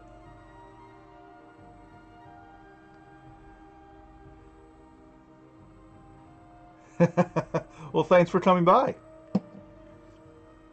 Yeah, I was trying to post for this one, and Facebook was not wanting to let me post. And from what I understand, a lot of people were having issues on Facebook today. It wasn't letting you post things. So, thanks for stopping by. If you haven't already, go ahead and click on the follow button for anyone if you want to keep up to date of when I stream. It's usually Mondays and Wednesdays, 5:30 to 8-ish Central Standard Time. And then on Saturdays, 3 to 5:30 in the afternoon. But yeah, thanks for stopping in. Glad you can make it. But yeah, with that plastic putty, once I put it on there, I'll take a brush, damp it, wet it with water, and just wipe over it till it, here, I'll show it right now. This is a 3D print of an ogre with a battering ram. That is for a company called Arsenal Tabletop that I'm a part of. And what we do is 3D print models for, for D&D games and role-playing games. This is one that I've been painting. It's just a standard ogre with a club. We have a set of 5 or 6 of them that we're doing that have different weapons. Yeah, that happens. But yeah, you can always catch my streams. They're on my my channel for I think 2 weeks. The majority of them I will repost on or upload on YouTube, and I've been doing that, so you can catch them on my YouTube channel. But though that's my schedule. But there's times that I will do, impromptu. Like, hey, I'm gonna stream. So, best bet probably is to follow, and if you'd like to subscribe and help support the channel, I would greatly appreciate it. So just go ahead and click on that follow button if you haven't already. That'd be great. Be awesome. But yeah, I usually do like impromptu, like in the afternoon streams too, or like late at night. Things like that. So like I said, this is a 3D print of ogre. He's carrying a battering ram. He's made out of resin, and he's hollow, so he had some holes drilled into it. So he'd be a hollow model, less of the resin material. And so I had to fill it up with some two-part epoxy. This is brown stuff. It's brown and aluminum, so it's like a brown tone. But I'll go ahead and add this plastic putty over, and I'll show you how it works.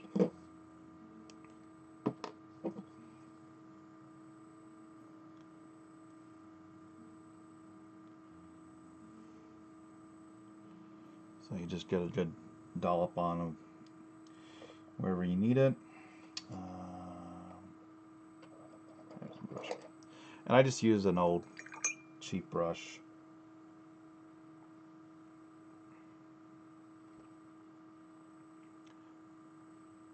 To smooth it out.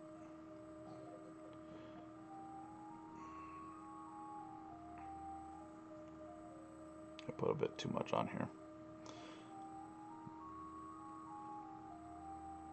But just to smooth out the area, and then once that's dry in about 30 minutes, if I need to, I can do another layer, or I can just sand it or leave it the way it is and prime it, and then start painting.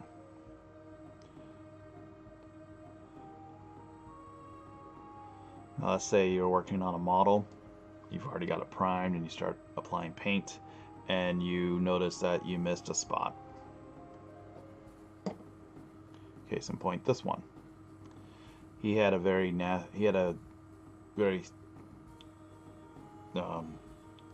easily seen seam.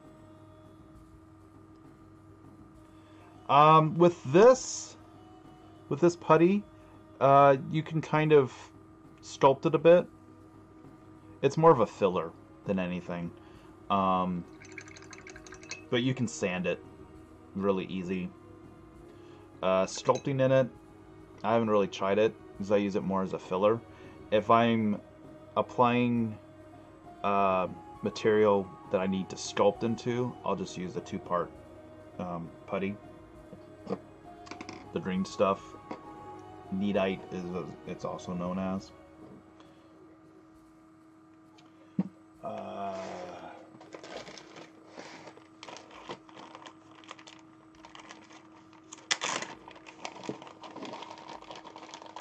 There's a couple different modeling putties.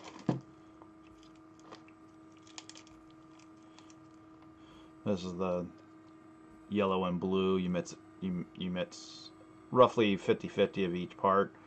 One's a hardener and one's, I forgot what the other one is. But anyways, mixing the two parts together, you get a solid color. And then you can manipulate it. You have about an hour's work time before it starts to dry and harden, that you can fill in like gaps. Let's say when you are gluing a model together, let's say I'm gluing his arm on, and right here at his elbow there's a big gap where it doesn't fit right. You can push in putty into that and smooth it out or sculpt it. Let's say he has a fur line trim. You can use a sculpting tool or like a hobby knife to kind of push around the putty. It's very manageable while it's still workable within that hour. And so you can sculpt into like making like fur line. You can use the green stuff to make like capes, things like that, sculpt faces. Excuse me. But yeah, it's just two parts, and you mix it together to get a solid color, and then you can sculpt new things. This is Formula P3. This is the brown aluminum putty. Excuse me. It's brown and kind of like a silver aluminum color.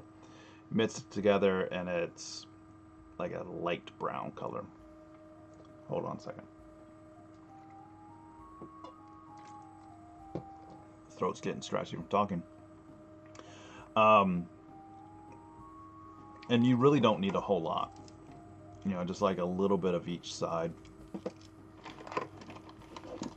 Roughly about equal amounts of each, depending on what you're doing. I know you can change it to where it's like 75% of one kind, 25% of the other kind for different hardnesses or softness. So what I do is I just cut a little bit of one side and a little bit of the other side. In fact, I was doing some putty work earlier today when I was applying the magnets. So I had the hole in there and it was a bit too big for the magnet. So I added some putty to fill in the gap and to kind of hold it in there better than just regular super glue. Same thing here on the bottom of the base, because I drilled a hole straight through. Oh, no. I have no problem with that. No, that's what my Twitch streams are for, is to answer questions. If I don't finish this during the stream, it's not a big deal. I'm here to hang out and chat and talk. If anyone has questions, please feel free to ask. I will stop doing what I'm doing to answer your question. If you want to know how to do a certain technique, I will stop and I'll show you. That's the whole point of this. And it's just for me to, you know, relax and talk to people. So please don't be afraid to ask any questions, even if it's like the most simplest one, thinking that, oh, he's probably heard this so many times, I'm not going to ask him. Go ahead and ask it.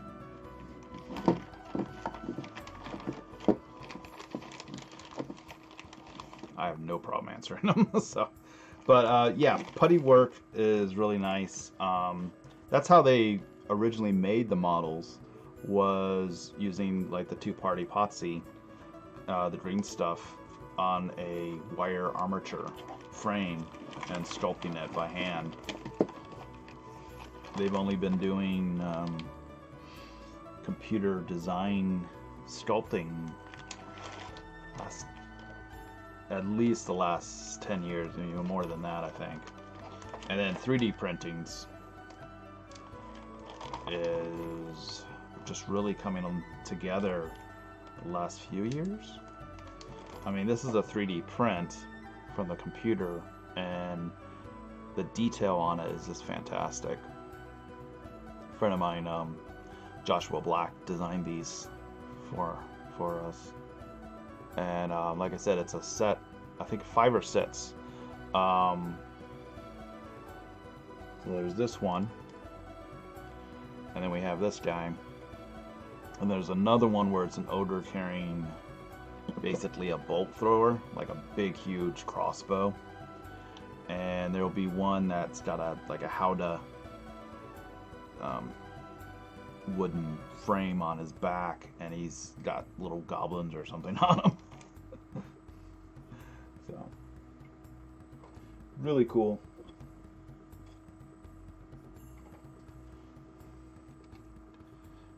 These miniature busts that I did, this is a resin print that I painted up recently. A dwarf berserker slayer. And I have this ogre or orc.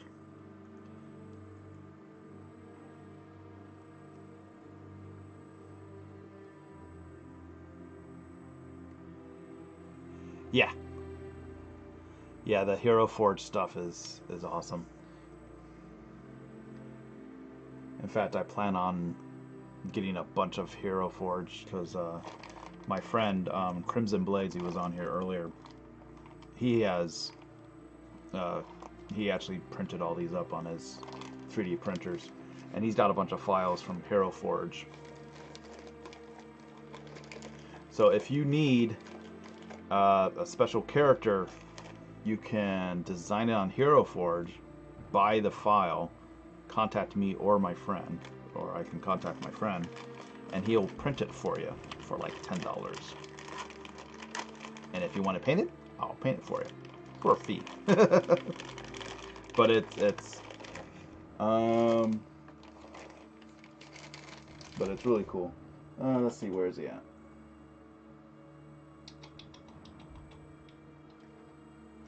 I have a model over here that was 3D printed. Where is it? There it is. This is for a Star Wars sci-fi role-playing game. I've been commissioned. He had a certain idea of his character that he wanted, and he was asking me to like kit bash. We're taking different parts from different model kits and making one. And I told him, like, hey, well, you can go to Hero Forge, design it. I can print it up and then paint it up for you. It'd be much cheaper than me trying to kit bash, and you'll get more specific of what you want. So I'll be painting this one up really nice. You know what? I'm not sure if it's Mara Jade. He told me, and I'm trying to remember it. I don't think it is.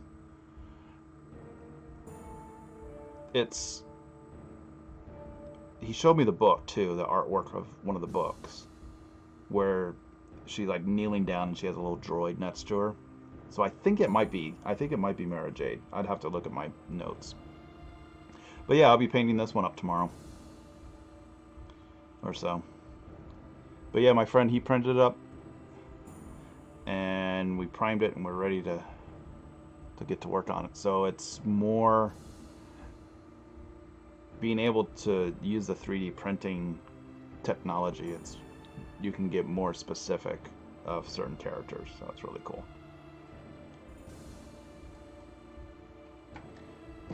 I want to say it is Mara Jade. Hold on one second.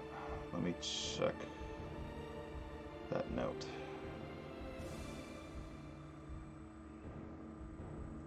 Because he has another one that he wants me to do too.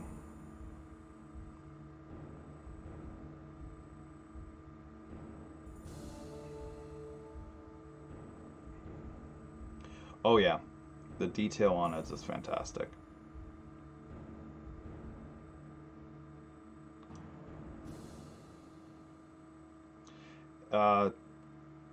He's naming it Cora Dolphy.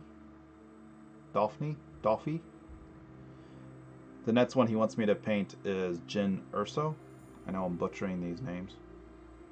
Yeah, Cora Dolphy is that one that I just showed.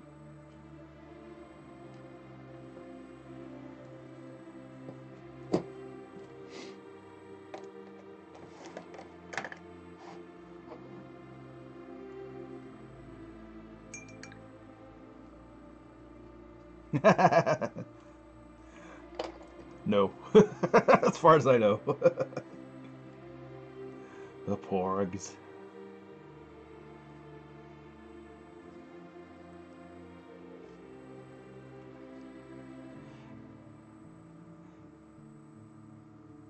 Yeah, I think that one, because he said Star Wars Legion, so I believe it's already, he just bought the model, so he's not designing it.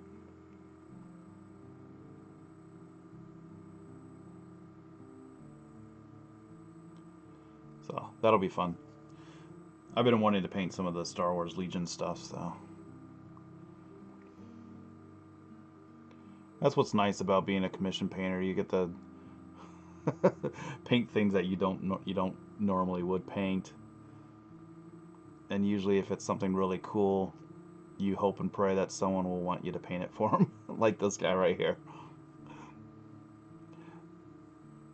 So now I'm just going over with some dark silver on the very top edge of these little,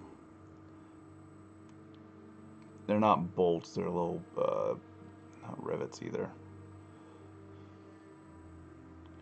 little buttons.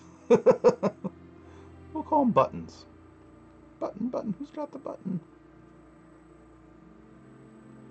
So we'll just finish these off real quick.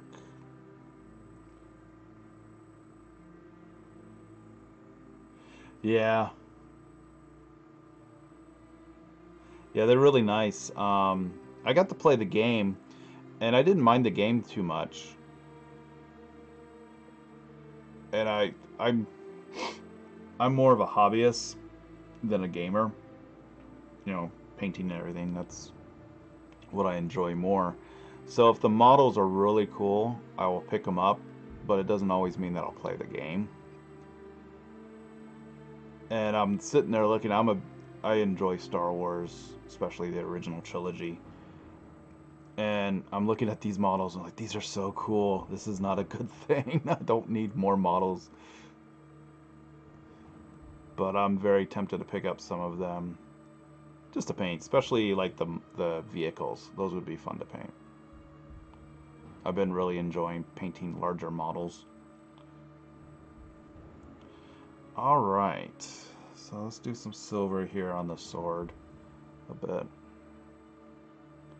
just to add some highlights. Yeah, nothing beats the originals. And that's what I liked about the Star Wars Legion game. It was the original trilogy.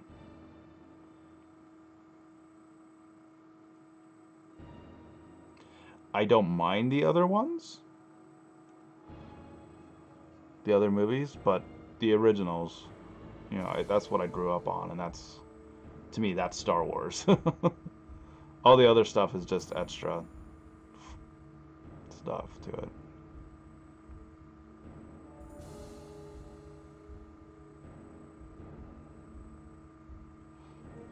All right.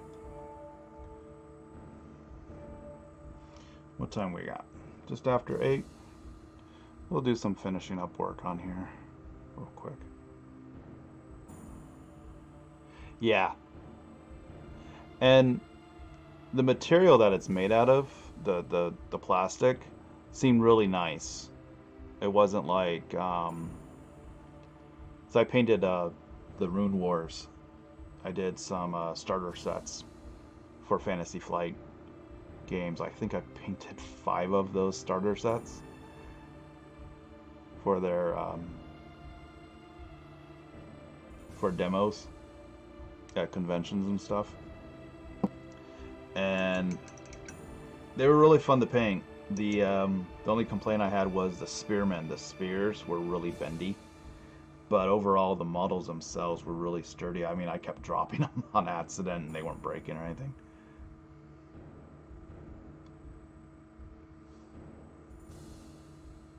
Yeah.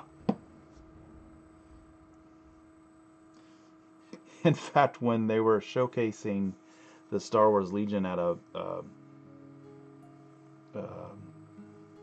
convention here last year, I happened to see them. I was like, "Oh, those look really cool. Those are really nice." And people asked, like, "Did you paint those?" I'm like, "No, I didn't. I didn't get a chance to paint these." Yeah.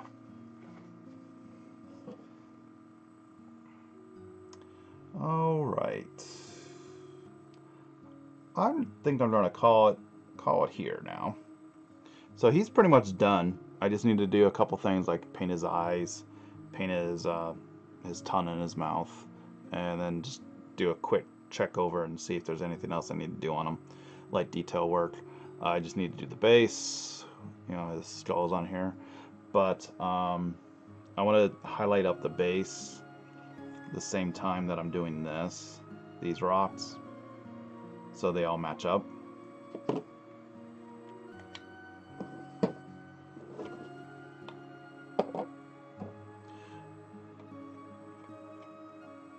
So he slides in just like that. Or is it like this? Maybe it's like this. Yeah, I think it's like this. Nope.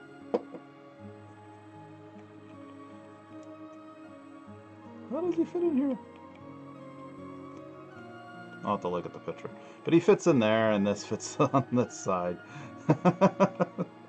I'll figure it out, or the client can.